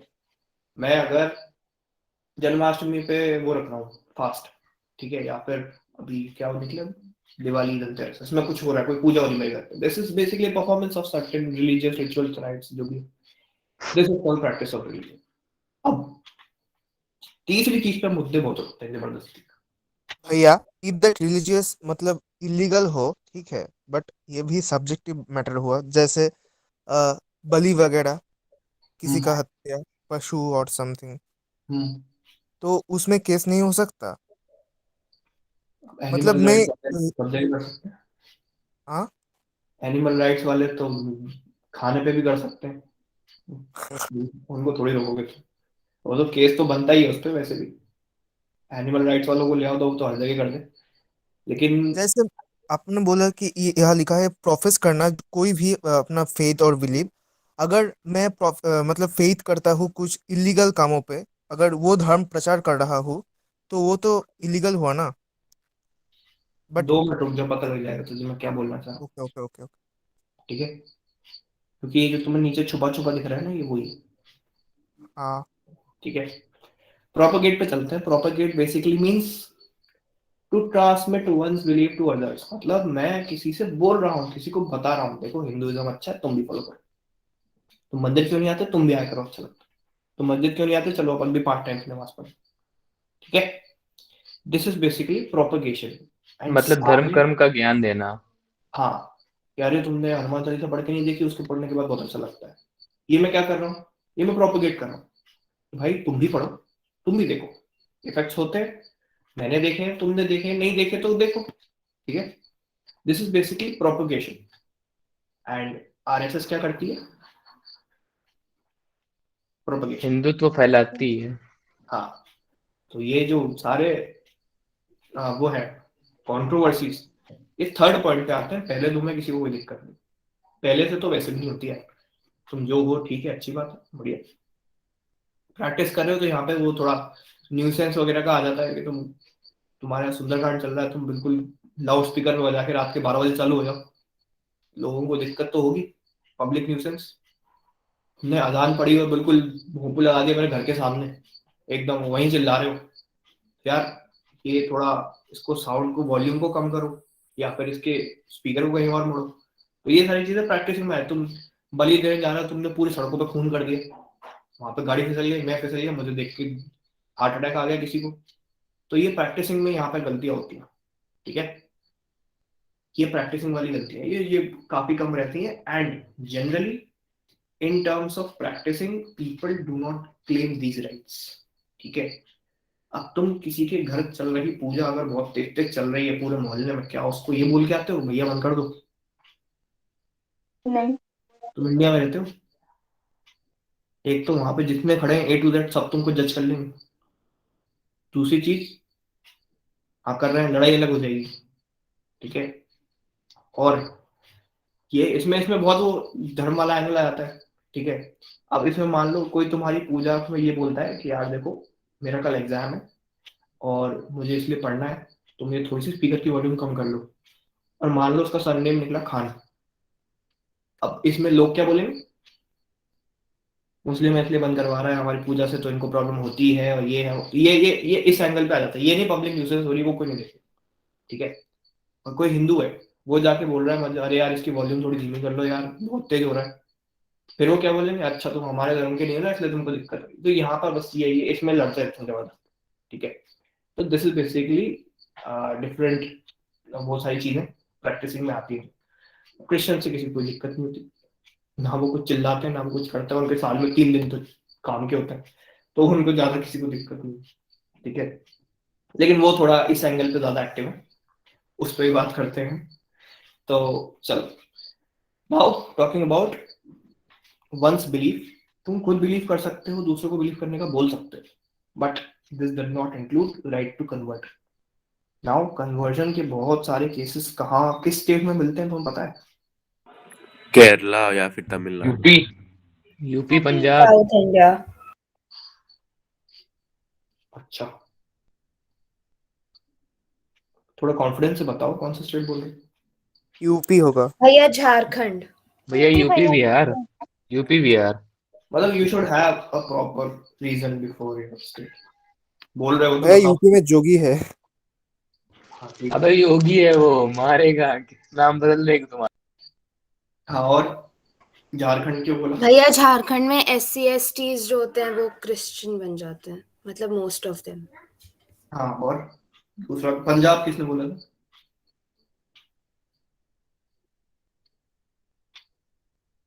पंजाब पंजाब पंजाब पंजाब में कब से कन्वर्जन हुई? मध्य प्रदेश भैया।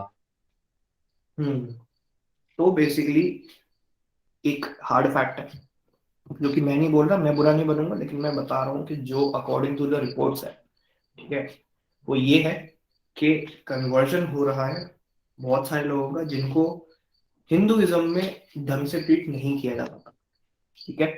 Basically schedule tribes and schedule caste, ये लोग क्या करते हैं, ये नहीं, ये जो कन्वर्ट करवा रहे हैं, ये लोग क्या करते हैं, इनको करते हैं बिल्कुल इनसिक्योर। तुम्हारे रिलीजन में तुमको तो कुछ मिल नहीं रहा है, हमारे रिलीजन में आ जाओ, क्रिश्चियन बन जाओ, मुस्लिम बन जाओ, ये बन जाओ, तो तुमको हम ये राइट दे देंगे, ठीक है। तो ये हिंदुइज्म में चलता है, अपर कास्ट लोअर कास्ट में, मुस्लिम में भी बहुत चलता है। पर ये कौन से 2-3 होते हैं, 2 शिया सुन्नी शिया सुन्नी होते हैं। उसमें भी कि तुम पठान हो तो हम ये हैं, तो तुम ऊपर वाले तो हम नीचे वाले, ये मुस्लिम में भी चलता है। जी भैया। भैया शिया और सुन्नी तो कम्युनिटी है, लेकिन उसमें ऐसा मतलब कास्ट वाला डिफरेंस नहीं है कि कोई बड़ा है कोई छोटा है, बस एक मतलब पठान थोड़ा और से बिलीफ में डिफरेंस है। मैंने थोड़ा साफ देखा है भाई सामने, इसलिए बोल रहा हूँ। तो पठान उठान थोड़ा अपने आप को ज्यादा हाँ। ऊपर समझते हैं, तो वो चीज है कि इसमें भी थोड़ा बहुत चलता है। इसी का फायदा उठाते हैं दूसरे रिलीजन। यार देखो तुम्हारे रिलीजन में तुमको तो ऐसा ये मिल रहा है, तुमको नीचे अंडर प्रिविलेज समझ रहे हैं, ये कर रहे हैं, तुम एक काम करो, तुम हमारे रिलीजन में आ जाओ एंड यहाँ पे तुमको बहुत सारी चीजें मिल जाएंगी, हम तुम, और इसमें क्या है, इसमें ऑफर्स मिलते हैं। आप हमारा, एक मिनट रुकना, हाँ, इसमें आप हमारा 50,000 का पैकेज लेंगे तो उसमें आपको आपके बच्चे को 10 साल तक की एजुकेशन फ्री। आप हमारा 1 लाख का पैकेज लेंगे तो आपको ये फ्री, ठीक है। 1 लाख का पैकेज मतलब हम देंगे आपको, आपसे लेंगे नहीं, हम देंगे, ठीक है। क्योंकि again all of this is sponsored from somewhere else, ठीक है। तो कहीं ना कहीं जो भी है ये अकॉर्डिंग टू द रिपोर्ट्स है, and this majorly happens where the quantity of scheduled tribes and scheduled caste is more in these states, ठीक है। तो जैसे झारखंड का एग्जांपल हमने देखा, हाँ होता है वहां पर। हमने नॉर्थ ईस्ट का एग्जांपल अभी नहीं किया, नॉर्थ ईस्ट में बहुत होता है। क्यों तुमको majority of the population Kerala की क्रिश्चियन मिल रही है? वो क्रिश्चियन थे नहीं, बिल्कुल नहीं थे। क्यों तुमको सारे के सारे क्रिश्चियन मिल रहे हैं? ऐसा क्या हुआ इतने सालों में जो सब क्रिश्चियन बन गए? कन्वर्जन हुआ है वहां पर, ठीक है। तो ये सारा पूरा कन्वर्जन के थ्रू ही। अब बेसिकली उनका डिफेंस क्या है क्या देखो हमने तो जो बोला वो बोला, लेकिन उनकी मर्जी थी ना, वो बने। It basically boils down to the consent. आगे बात समझ में? अगर वो ये प्रूव कर सकते हैं कि कन्वर्जन कंसेंट पे हुई है, बात ही खत्म। ठीक है, समझ में आ गया? तो हाँ भैया। ठीक, सबको सबको समझ में आ गया? जी भैया। हाँ हाँ भैया। भैया। यस भैया। ऑल्सो कोई मेरी बातों को बुरा तो नहीं मान रहा? नहीं, नहीं भैया। इतना ऑफेंस कोई नहीं लेता नहीं है। भैया। मान लीजिए फर्क पड़ता है तो ठीक है, तो अब हम चलते हैं इन तीन चीजों के सब्जेक्टेड टू वाले क्लॉजेस पे। जैसे कि इसमें शायद स्वामी जी ने बोला ना कि कुछ ऐसा हो रहा है, वो हो रहा है। ठीक है, यही था ना शायद कि अगर हम ऐसा करते हैं वैसा करते हैं। आप इन चार चीजों का ध्यान रखोगे जब भी आप उन तीन पॉइंट्स को कवर कर रहे हो। You should maintain public order. ठीक है, इसी के अंदर आता है लाउड स्पीकर में अजान पढ़ना, लाउड स्पीकर पे भजन करवाना, लाउड स्पीकर में ये करना वो करना। बिल्कुल दिमाग खराब कर दो सामने वाले का, पब्लिक ऑर्डर उससे वो हो जाए, डिस्टर्ब हो जाए, लोगों को समझ में ही नहीं आ रहा, अरे अरे क्या चल रहा है भाई, इतनी जबरदस्त पूरे मोहल्ले को बुझा दिया इन्होंने, एक पूजा क्या करवाई। ठीक है, लेकिन भारत देश में तुम क्लेम करके देख लो पब्लिक ऑर्डर, कच्चा चबा जाएंगे बस तुम। यही बात है कि फॉर पर्सनल रिलेशन, अरे मिश्रा जी से अभी रिलेशन खराब हो जाएंगे, क्यों बोलना है, चुपचाप सह लो ना। यही करते हैं हम सब ने यही करा है। अपने मम्मी पापा ने भी अपन से यही बोला है, अरे मत बोलो, अभी कुछ बोलेंगे तो उनको बुरा लग जाएगा। सुना है तुमने? हाँ एकदम भैया। भैया। हाँ जी। तो एकदम। बुरा लग जाएगा, हमारे यहाँ बुरा लग जाएगा इस प्रोटेक्टिंग दिस पब्लिक ऑर्डर। समझ गए? हाँ भैया। ठीक, मोरालिटी अब तुम प्रोपिगेट कर रहे हो। ठीक है, तुमने बोला हिंदुइज्म अच्छा है, तुमने ये बोला कि क्रिश्चियनिटी में तो ऐसा हुआ था, अरे जीसस की तो इलीगल वाइफ थी और ये थी वो। तुमने क्या करा, मोरालिटी दूसरे की खत्म कर दी, दूसरे रिलीजन की। मेरी जो थी उनकी तो शादी भी नहीं हुई थी और ये हुआ था वो हुआ था। तो इसमें क्या करा तुमने, डिसेंसी मोरालिटी तो खत्म ही कर दिया, दूसरे रिलीजन को ऐसा थोड़ी कर सकते हो तुम। ठीक है, health, you can not do something जिससे लोगों की हेल्थ खराब हो, हेल्थ को इम्पैक्ट पड़े। ठीक है, हेल्थ कहाँ पे खराब हो सकती है, वो इसमें हो सकती है, रिचुअल्स में। ठीक है, अंगारों पे चला रहे हैं, कहीं कहीं छेद करवा दिए बॉडी में, ये करवा दिया वो करा, इससे क्या हुआ, हेल्थ पे असर पड़ा। आई बात समझ में? हाँ या ना? जा रहा है दिमाग में, नहीं जा रहा? हाँ हाँ भैया। भैया। यस भैया। फायर क्रैकर्स वाला सीन जो है वो हेल्थ के अंदर आएगा क्या? फायर क्रैकर्स हेल्थ कंपलसरी थोड़ी है। हाँ, कंपलसरी नहीं है वो तो, ऑन द डिपेंड्स करता है कि ये हो साइंस गई क्या ना फिर कहेगा। वापस कंसेंट। अगर कोई फोर्स कर रहा है कि नहीं, क्योंकि तुम्हें दिवाली आ रही है इसलिए फायर क्रैकर कराना है, और हिंदू धर्म में तो फायर क्रैकर की बहुत बड़ी महिमा गाई गई है और ये है और वो है, तो फिर वो हेल्थ में आ जाए। अगर कहीं रिलीजियस स्क्रिप्चर्स में लिखा है, रामायण में लिखा है कहीं पटाखे चलाने? नहीं भैया। नहीं। कौन चलाता है, हम चलाते हैं।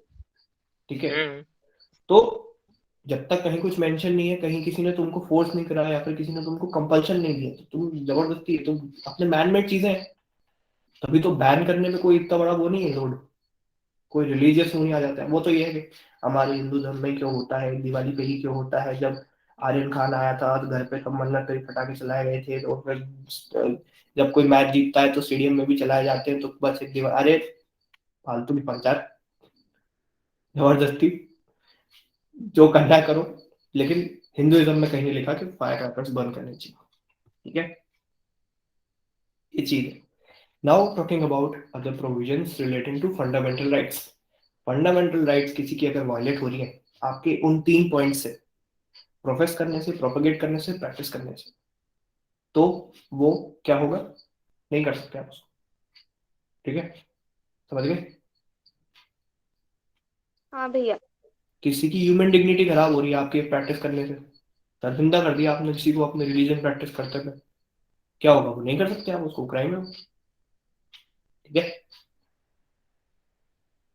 आर्टिकल 25 समझ में आया? हाँ भैया। हाँ जी भैया। भैया। यस भैया। हाँ भैया। तो चलते हैं 26 पे। 26 का मतलब है काफी सिंपल है कि freedom to manage religious affairs. ठीक, every religious denomination shall have the right to, कोई भी रिलीजन के पास ये राइट होनी चाहिए। कौन सी राइट होनी चाहिए? ये 4 राइट्स होनी चाहिए। You have the right to establish and maintain institutions for religious and charitable functions. आप अपने धर्म के प्रचार के लिए, चैरिटेबल फंक्शंस के लिए एस्टैब्लिश कर सकते हो अलग अलग इंस्टीट्यूशंस, और उनको मेंटेन भी कर सकते हो। फॉर एग्जाम्पल, हिंदुइज्म के प्रचार के लिए देश में क्या चल रहा है? क्या चल रहा है? राम मंदिर। राम मंदिर नहीं चल मंदिर बनाएंगे। रहा। RSS, RSS is an institution जो कि किसी रिलीजन के प्रचार के लिए बनाया गया, ठीक है, फॉर रिलीजियस पर्पस एस्टैब्लिश हुआ था, एंड अब वो मेंटेन भी हो रहा है। तो ये किस आर्टिकल के अंडर मेंटेन हो रहा है? 26 क्लॉज 1। भाई सब बात समझ में आई? नाउ हाँ भैया। अब जैसे मैं जहाँ रहता हूँ वहां पर एक चलती है राम रोटी योजना। उसमें वो क्या करते हैं कि नाम उनका ये है कि वो भगवान राम के नाम से गरीबों में रोटियां बांटते हैं। घर घर जाते हैं तो वो सबके घर से जो भी उनका सुबह का खाना बना रहता है, तो हमारे घर भी आते हैं तो मम्मी पापा को जो टिफिन में रखती है वो एक्स्ट्रा बना देती है, तो वो टिफिन में चला जाता है उनके साथ। तो ये सब क्या करते हैं राम रोटी योजना में, उनको गरीबों को बांट के आते हैं सब कुछ खाना, जिनको 2 वक्त की रोटी नहीं मिल पा रही। Now under the name of Ram what are they doing? Charitable function. ठीक है, is this valid? Yes, it is. Article 26 clause 1. समझ गए? हाँ भैया। Now second right provides you to manage your own affairs. मतलब योजना चलाओ, कैसे मैनेज करोगे, कहाँ से फंडिंग आएगी, करो, खुद करो, बिल्कुल कर सकते हो। ठीक है, अपना खुद का सब कुछ कर सकते हो तुम। ठीक, तीसरी चीज, यू कैन ओन और अक्वायर इमूवेबल प्रॉपर्टीज। आरएसएस के अलग अलग विंग में तुम्हें ऑफिसेस दिखते हैं अलग अलग शहर में, अलग अलग जगहों पे। हाँ भैया। क्या वो इमूवेबल प्रॉपर्टीज हैं? हाँ आरएसएस ने कोई गाड़ी खरीदी, कार सफारी, इस पे हम बिल्कुल इसको भगवा रंग में पुतवा देंगे और बड़े बड़े शब्दों में लिखेंगे आरएसएस। तो ये क्या हुआ? मूवेबल प्रॉपर्टी है, और ऑफिस खोला तो immovable property. You can own and you can acquire. कौन सी राइट का एक्सरसाइज हो रहा है? 26 क्लॉज 3। ठीक है, नाउ यू कैन, अब तुमने ये ले ली immovable property, you can also administer such property in accordance with law.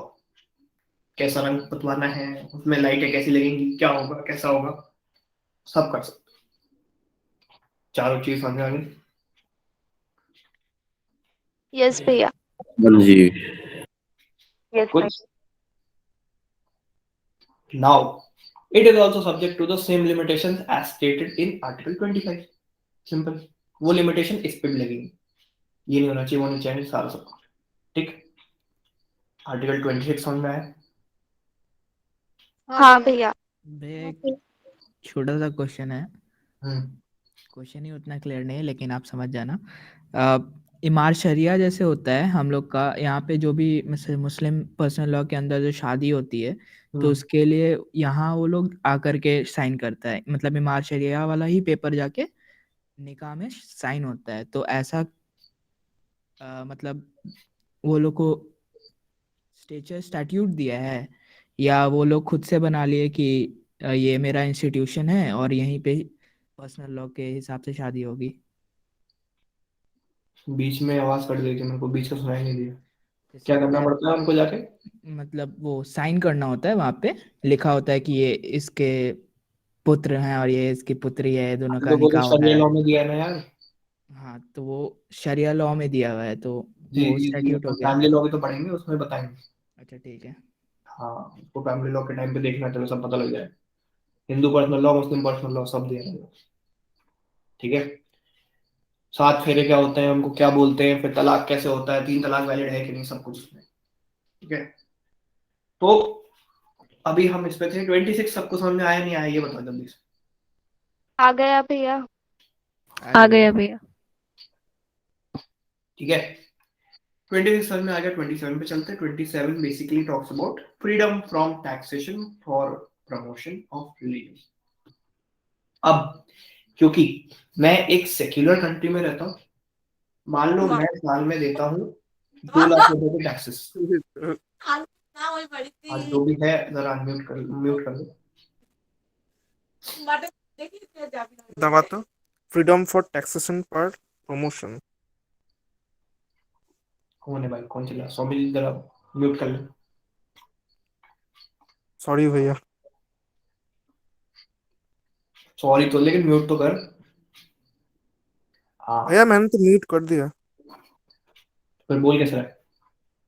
ठीक, तो आर्टिकल 27 पे चलते हैं। It basically talks about freedom from taxation for promotion of religion. Do we all know that we live in a secular country? Yes भैया। Yes भैया। Yes भैया। For example each of us is paying 2 lakh से 5 लाख के बीच में taxes, just taxes. ठीक है, तो do you wish के उन टैक्सेस का कुछ भी पार्ट किसी रिलीजन के प्रमोशन में जाए? क्योंकि हम सेक्युलर हैं, ये चीज का याद रखना। किसी No. एक पर्टिकुलर रिलीजन के प्रमोशन में या तो सबके जाए या तो किसी के ना जाए। नहीं। क्या तुम चाहते हो, अगर तुम सेक्युलर कंट्री में रहते हो तो तुम्हारा कोई टैक्स का पार्ट जो भी तुमने दिया, टैक्स जो कि काम करवाने के लिए दिया था, उसको कोई पर्टिकुलर रिलीजन के प्रचार में लगाए? नहीं। नो भैया। नहीं, यही आर्टिकल प्रोपोगेशन में नहीं। हाँ, ये आर्टिकल उस चीज को प्रोहिबिट करता है। State shall not spend the public money collected by the way of taxes for the promotion and maintenance of any particular religion. Now, in BJP government हम ये नहीं देख पा रहे शायद। ठीक है, तो कुछ जगह सरकार का भी पैसा लग रहा है किसी एक पर्टिकुलर रिलीजन को प्रचार करने के लिए। ठीक है, जिन स्टेट्स में बीजेपी गवर्नमेंट नहीं है, जिन स्टेट्स में दूसरी गवर्नमेंट है, वो दूसरे रिलीजन की प्रचार करने में लगा है। ठीक है, एंड अगेन तुम एज अ छोटे से इंडिविजुअल 2 बड़ी समस्याओं को कैसे खत्म करोगे? एक हो गया रिलीजन, एक हो गया पॉलिटिक्स। ठीक है, 1 मिनट रुकना, मुझे कोई अर्जेंट कॉल आ रहा है, 1 मिनट लाता।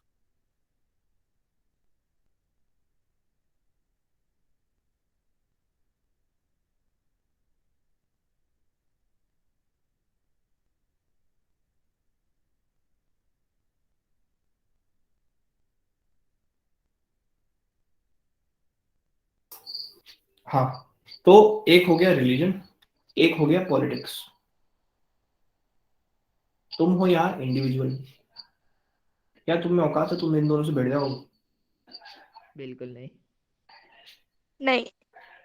बस नहीं इसलिए कोई कुछ नहीं करता, इसीलिए ये सारी चीजें ब्लेटेंटली चल रही हैं। ठीक है, कि बीजेपी ने मंदिर बनवा दिए और फिर कांग्रेस ने मस्जिदें बनवा दी, फिर कांग्रेस ने भी अब कुछ और करवा दिया, ये करवा दिया, वो करवा दिया, कोई तीसरी पार्टी ने चर्चेस बनवा दिए।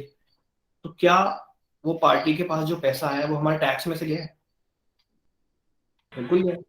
हमने टैक्स जो सरकार को दिया वहीं से तो काम चोरी कर करके वो पैसा थोड़ा थोड़ा पार्टी के पास गया। पार्टी फंडिंग अलग बात है, ठीक है, लेकिन थोड़ा बहुत पैसा तो अपने टैक्स का ही है ना उसमें। आ रही बात समझ? हाँ भैया। हाँ हाँ भैया। ये इलीगल है, जो कि देश में तुमको साफ साफ होते हुए दिख रहा होगा। मैं कोई नहीं होता बताने वाला, तुम खुद देख सकते हो। ठीक है, दिख रहा है तुम लोगों को? Do you guys agree with this? कि यस भैया। बोल दो ये झूठ है कि तुम्हारे टैक्स का पैसा किसी रिलीजन के प्रमोशन में नहीं होता? जाता तो है। जाता है, तुमने देखा है कहीं ना यस कहीं? भैया। बस ठीक है। यस। अब हम चलते हैं आर्टिकल 28 पे। 28 talks about freedom from attending religious instructions और religious worship in certain educational institutions. का मतलब क्या है? सबसे पहले हम समझते हैं एजुकेशनल इंस्टीट्यूशंस कितने तरीके के होते हैं। ठीक है, तो मैंने 4 टाइप में डिवाइड करा है इसको। पहला टाइप होता है जो इंस्टीट्यूशंस मेंटेन करता है कौन? स्टेट। जो केवल स्टेट ही मेंटेन कर रहा है, स्टेट का ही है सब कुछ, ठीक है। पहला टाइप हो गया, type number 1। Type number 2 is जो कि एडमिनिस्ट्रेशन जिसका स्टेट के हाथ में है, लेकिन वो एस्टैब्लिश हुआ था किसी ट्रस्ट के अंदर। पब्लिक ट्रस्ट हो सकता है, प्राइवेट ट्रस्ट हो सकता है, लेकिन एस्टैब्लिश उसके अंदर हुआ एंड एडमिनिस्टर उसको स्टेट कर रहा है। इसमें तो एस्टैब्लिश, एडमिनिस्टर, मेंटेन सब कुछ स्टेट कर रहा था। पहला वाला completely owned by the state, this is partially owned by the state. और थर्ड इज इसको स्टेट ने रिकॉग्नाइज करा है कि हाँ तुम कोई एक इंस्टीट्यूशन हो, ठीक। फोर्थ पॉइंट इज ये स्टेट से ग्रांट लेता है। हमने एडेड अनएडेड पिछली क्लास में पढ़ा था, हाँ भैया। ठीक है।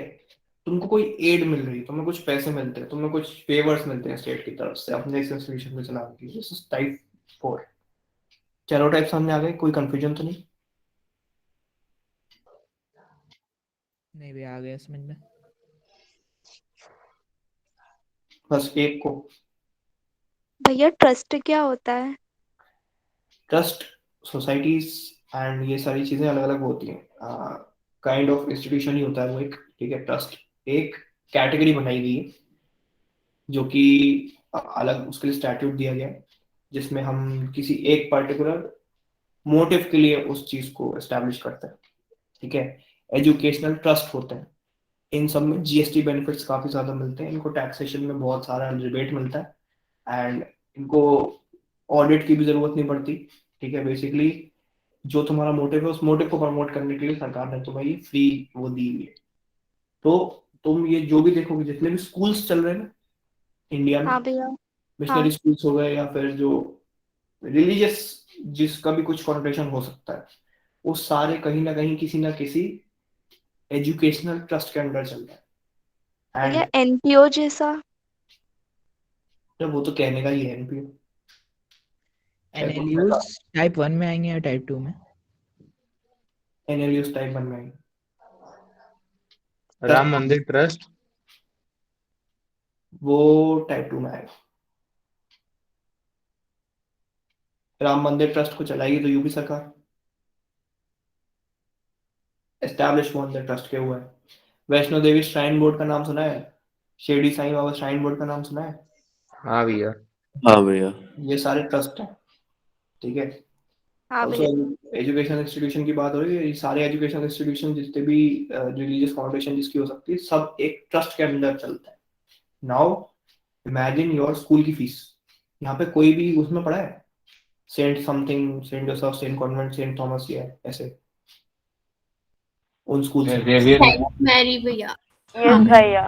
ये मैं खुद सेंट जोसेफ में था, पूरा एंटायर स्कूलिंग वही। तो इनकी फीसेस क्या ऐसी हैं या फिर इनमें ऐसा है कि बिल्कुल भले आदमी है सारे के सारे? तुम्हें लगता है तुम्हारे स्कूल वाले बिल्कुल भले आदमी थे? नहीं। बिल्कुल नहीं। भैया। इन स्कूल्स में एडमिशन के लिए लाइनें क्यों लगती हैं? इन स्कूल में एडमिशन के लिए डोनेशन क्यों लगते हैं? अगर तुम रिलीजियस बेसिस पे कर रहे थे या फिर तुम इतने ही दूध के धुले हो तो सबको बनाना है प्रॉफिट। और because you are registered under educational trust, तुम्हें तो टैक्स भी नहीं देना पड़ रहा है, जीएसटी भी बेनिफिट मिल रहा है। तो कितना जबरदस्त ब्लैक का व्हाइट हो रहा है ये तो सोचो। इसीलिए ये सब फॉल करेंगे टाइप 2 के अंदर। नाउ हम चलते हैं मुद्दे की बात पे। मैंने 4 पढ़ा है क्या? अगर ये सारे रिलीजियस इंस्ट्रक्शंस इन चारों तरीके के टाइप्स में फॉल करते हैं तो क्या होता है? रिलीजियस इंस्ट्रक्शंस जो हैं, अगर किसी धर्म को फॉलो करना, ये करना, वो करना, कोई कुछ बता रहा है, टाइप 1 में तो कंप्लीटली प्रोहिबिटेड है, नहीं दे सकते बिल्कुल भी। क्योंकि स्टेट क्या है, क्या नेचर है स्टेट का? सेक्युलर। सेक्युलर। ठीक है, कंप्लीटली प्रोहिबिटेड। अरे तुम स्टेट में बोल के कुछ भी बोल रहे हो, ठीक है। एनएलयूज में आज तक ये O God our father who art in heaven और बिला कुछ नहीं हुआ जबरदस्ती। भगवान को खाने के पहले प्रेयर करो, स्कूल से जाने के बाद प्रेयर करो, स्कूल में आने के बाद प्रेयर करो, जबरदस्ती क्यों करो? कुछ नहीं होता एनएलयूज में, ठीक है। फिर सेकंड पॉइंट पे जाते हैं। सेकंड पॉइंट में परमिटेड है क्योंकि वो एक ट्रस्ट के अंडर एस्टैब्लिश हुआ है, ठीक है। उसका रिलीजियस कॉन्टेक्शन था, स्टेट एडमिनिस्टर करता होगा, लेकिन एस्टैब्लिश किसके अंडर हुआ था? ट्रस्ट के under. Vaishno Devi shrine board हो गया, राम मंदिर श्राइन बोर्ड हो गया, वो तुमसे बोलें कि तुम हनुमान चालीसा पढ़ो बैठ के, तुम पढ़नी पड़ेगी, पढ़ेगी नहीं मतलब कर सकते, परमिटेड है कि वो बोल सकते हैं, तुम्हें करना नहीं करना तो again is your personal choice. ठीक है, ये हो गया टाइप 2। अब recognize by state and receiving aid from the state, इसमें परमिटेड है ऑन वॉलंटरी बेसिस, कि तुम्हें अगर ये चीज रखनी हो, कुछ बोलना हो अपने धर्म के बारे में तो बोल लेना, वरना रहने दो, कोई जरूरी नहीं। ठीक है, समझ में आ गई चारों पॉइंट? हाँ भैया। भैया ठीक है, अब हाँ भैया। क्योंकि ये सारे स्कूल्स एजुकेशनल ट्रस्ट के अंडर एस्टैब्लिश्ड है, तुमने नहीं देखी फालतू बच्चों की सुबह से ओ गॉड आवर फादर, फिर लंच के पहले dear father bless the food we are going to eat, फिर उसके बाद छुट्टी के टाइम पे जबरदस्ती वो कौन सा वो art in haven a lot with the name the kingdom come the will be done and on earth के बाद जबरदस्ती, अरे छुट्टी करो जान दो यार, क्यों जबरदस्ती 10 मिनट रोक के रखना है? कुछ भी, कौन सा बच्चे मन से कर रहे हैं? मेरे को तो प्रेयर भी याद नहीं है आज तक कभी पूरे 14 साल में नहीं हुई। क्या फर्क पड़ गया, तुमने प्रोपोगेट करके करके लिया, मैं क्रिश्चियन तो बना नहीं, कुछ फर्क नहीं पड़ता किसी बच्चे को। ठीक है, तुम क्यों थोप रहे हो जबरदस्ती, नहीं करनी प्रेयर। ठीक है, तो ये चीज इसमें परमिटेड है, लेकिन ये जबरदस्ती की बकचोदी, वो तुम रिलीजियस इंस्ट्रक्शन देके कर क्या लोगे? कुछ नहीं होता उससे। जिसको नहीं बनना हिंदू, तुम उसको हनुमान चालीसा पढ़ाओगे, कर क्या लोगे? कुछ नहीं, सिंपल चीज है। भैया वो जो टाइप 4 है रिसीविंग एड फ्रॉम स्टेट, उसका एक एग्जांपल दीजिएगा ना प्लीज। इसका एग्जाम्पल ये है कि जैसे कोई भी इंस्टीट्यूशन बनाया, आगे रिलीजियस भी हो सकता है, कुछ भी हो सकता है, तो टाइप 4 की बात हो रही है ना, एड, इसका मतलब ये है हाँ कि स्टेट से कुछ एक इनको बंधा हुआ अमाउंट मिलता है हर महीने, एक फंडिंग मिलती है, साल भर भी मिल सकती है, या फिर इनकी कोई जमीन वगैरह इनको सैंक्शन होती है स्टेट से, जो कि कुछ चीजें कहीं ना कहीं कुछ चीज में माफ होती है, तो वो माफी को दिखा देते हैं as a aid by the government. अब when you own a land, when you plan to make a temple on that particular land, 10 तरीके की बाधाएं आ जाएंगी उसमें। ठीक है, मैं तो ये बच्चों के लिए स्कूल खोलना चाह रहा हूँ, मैं भगवान राम नाम से खोलना चाह रहा हूँ भले ही, लेकिन उसमें कितने सारे लोग आ जाएंगे, अरे ये ऐसे नहीं बोल सकते, अरे तुम्हें ये परमिशन की जरूरत है, वो परमिशन की जरूरत है। अगर उसमें 11 चीजें लिखी हुई हैं, तुम्हारी 5 माफ हो गई, तो क्या ये स्टेट ने तुमको मदद करी? हाँ भैया। यस भैया। एड करा? बिल्कुल करा। यस भैया। इसीलिए this is aid can be of any type, help हो रही है, वो बोलते हैं कि ठीक है तुम जमीन मत देखो, हम दिखवा देंगे, हम दिलवा देंगे, हेल्प हो गई ना, वो स्टेट ने मदद करी थी। ठीक है, तो ये चीज है। ठीक, रिलीजियस इंस्ट्रक्शंस समझ में आ गए? हाँ भैया। यस भैया। हाँ भाई। जरा यस बोलना, तुमने भी अगर जबरदस्ती की स्कूल में प्रेयर करी है तो। हाँ नहीं भैया। करी थी। हाँ Yes, भैया। मोस्टली सबने की है। कोई सेंस लगती है तुम्हें बात? ना नहीं, नहीं भैया। जब भी करवाते हैं खड़ा करवा के। हमारे स्कूल में तो स्कूल का ही प्रेयर था एक। वो और बड़ी खूबसूरत स्कूल का ही प्रेयर। ठीक है, जीडी को इनका में यही से डीएवी होता है। डीएवी भैया, स्कूल का अपना प्रेयर होता है। ठीक है, तो चलते हैं आर्टिकल 29 पे। 29 talks about the protection of interest of minority. Minorities पे आ गए 29 30 दोनों माइनॉरिटी की बात करते हैं। माइनॉरिटी मतलब basically I will not talk about schedule caste, but मैं यहाँ पे शेड्यूल ट्राइब्स की बात कर रहा हूँ, उस चीज की कोनोटेशन को लेकर चलना। आते शेड्यूल कास्ट भी है इसमें, लेकिन मैं अभी जो बात करूंगा शेड्यूल ट्राइब्स को रिलेट तुम लोग ज्यादा कर पाओगे। ठीक है, तो इंटरेस्ट मतलब इंटरेस्ट ऑफ माइनॉरिटीज मतलब उनके कल्चर, उनका स्क्रिप्ट, उनकी लैंग्वेज, ये कीवर्ड्स हैं यहाँ पर, कल्चर, स्क्रिप्ट, लैंग्वेज। इसका प्लेन मीनिंग ये है कि any section of the citizens residing in any part having a district, कोई भी सेक्शन, एक कीवर्ड हो गया any section of the citizen. Citizen कैसे डिराइव होता है, कौन से आर्टिकल में देखा तुमने?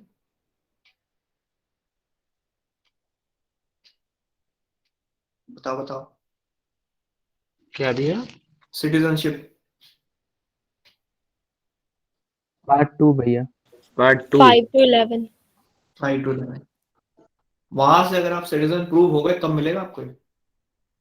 ठीक है, और अगर आप उसमें सिटीजन प्रूव होके माइनॉरिटी डिक्लेयर हुए तब आपको ये मिलेगा। ठीक है, तो जब मैं सिटीजन पढ़ा रहा था मैंने ये नहीं बताया था 3 तरीके की क्लासेस में हमने डिवाइड किया है।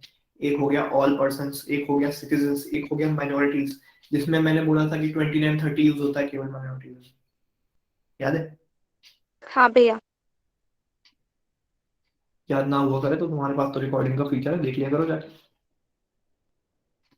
ठीक है, तो ये चीज हो गई कि तुम रिकॉर्डिंग में देख सकते हो, पहली बात। तो दूसरी बात ये कि हाँ, अगर आप किसी भी पार्ट में रह रहे हो और आपका एक डिस्टिंक्ट, ये अनदर कीवर्ड, लैंग्वेज, कल्चर या फिर स्क्रिप्ट कुछ भी है जो कि अपना खुद का है, कहीं से उठाया नहीं गया।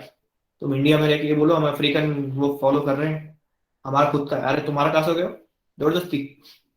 इंडिया का कुछ हो तो बताओ। मधुबनी पेंटिंग तुम्हें बनानी आती है, कहीं और आती होगी, तो तुम्हारा कैसे हो गया वो?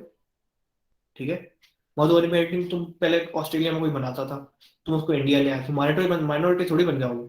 तुम्हारा खुद का है क्या वो? बिल्कुल नहीं।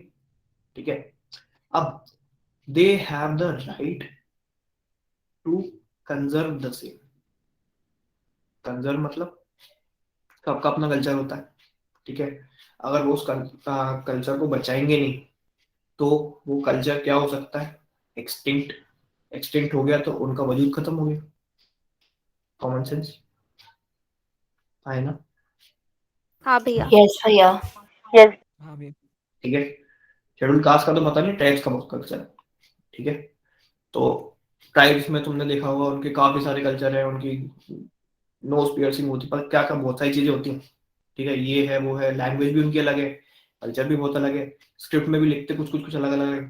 ठीक है, तो यहाँ से तुम ज्यादा रिलेट कर पाओगे। शेड्यूल ट्राइब को अगर दिमाग में रख के चलोगे, अगर उनको माइनॉरिटी मान के चलोगे, तो tribals have their culture and we are providing them a right to conserve the same culture. आई बात समझ? यस भैया। नाउ इसमें हमने एक और चीज देखेंगे कि no person shall be denied admission. कोई भी एजुकेशनल इंस्टीट्यूट में आप उसको एडमिशन डिनाई नहीं कर सकते अगर वो institution maintain by the state है, या फिर वो स्टेट के फंड से कोई एड ले रहा है। और आप उसको किस बेसिस पर डिनाई नहीं कर सकते? Race, caste, religion and language. नहीं तुम शेड्यूल ट्राइब से हो हम तुम एडमिशन नहीं देंगे, नहीं तुम शेड्यूल कास्ट से हो हम तुम एडमिशन नहीं देंगे, नहीं तुम ओबीसी से हो तो हम तुमको एडमिशन नहीं देंगे। क्या कोई स्टेट ओन्ड इंस्टीट्यूशन ऐसा कर सकता है? नहीं नहीं। नहीं नहीं। ये दिया गया है इस पर्टिकुलर उसमें आर्टिकल। ठीक, 29 सबको समझ में आ गया? हाँ भैया। हाँ भैया। 30 पे चलते हैं और 31 को भी साथ में ले लेंगे। 30 बेसिकली टॉक्स अबाउट कि इनको भी राइट मिली है कि आप अपना एजुकेशनल इंस्टीट्यूशन बना सकते हो और उसको एडमिनिस्टर कर सकते हो। ठीक है, एजुकेशनल इंस्टीट्यूट। अब सबसे बढ़िया बात क्या है, सुनो। हमने ये बोला कि स्टेट इनको किसी भी बेसिस पे नहीं कर सकती डिस्क्रिमिनेट, है ना? ये चीज समझ आई? 29 में क्या बोला है? अगर ये लोग बनाते हैं तो ये कर सकते हैं, क्योंकि वो इंस्टीट्यूशन माइनॉरिटीज के लिए बना है। समझ गए बात को? यस भैया। हाँ भैया। ठीक, article 31 compulsory acquisition of property था, जो कि हमने हटा दिया और इसको कहाँ भेज दिया?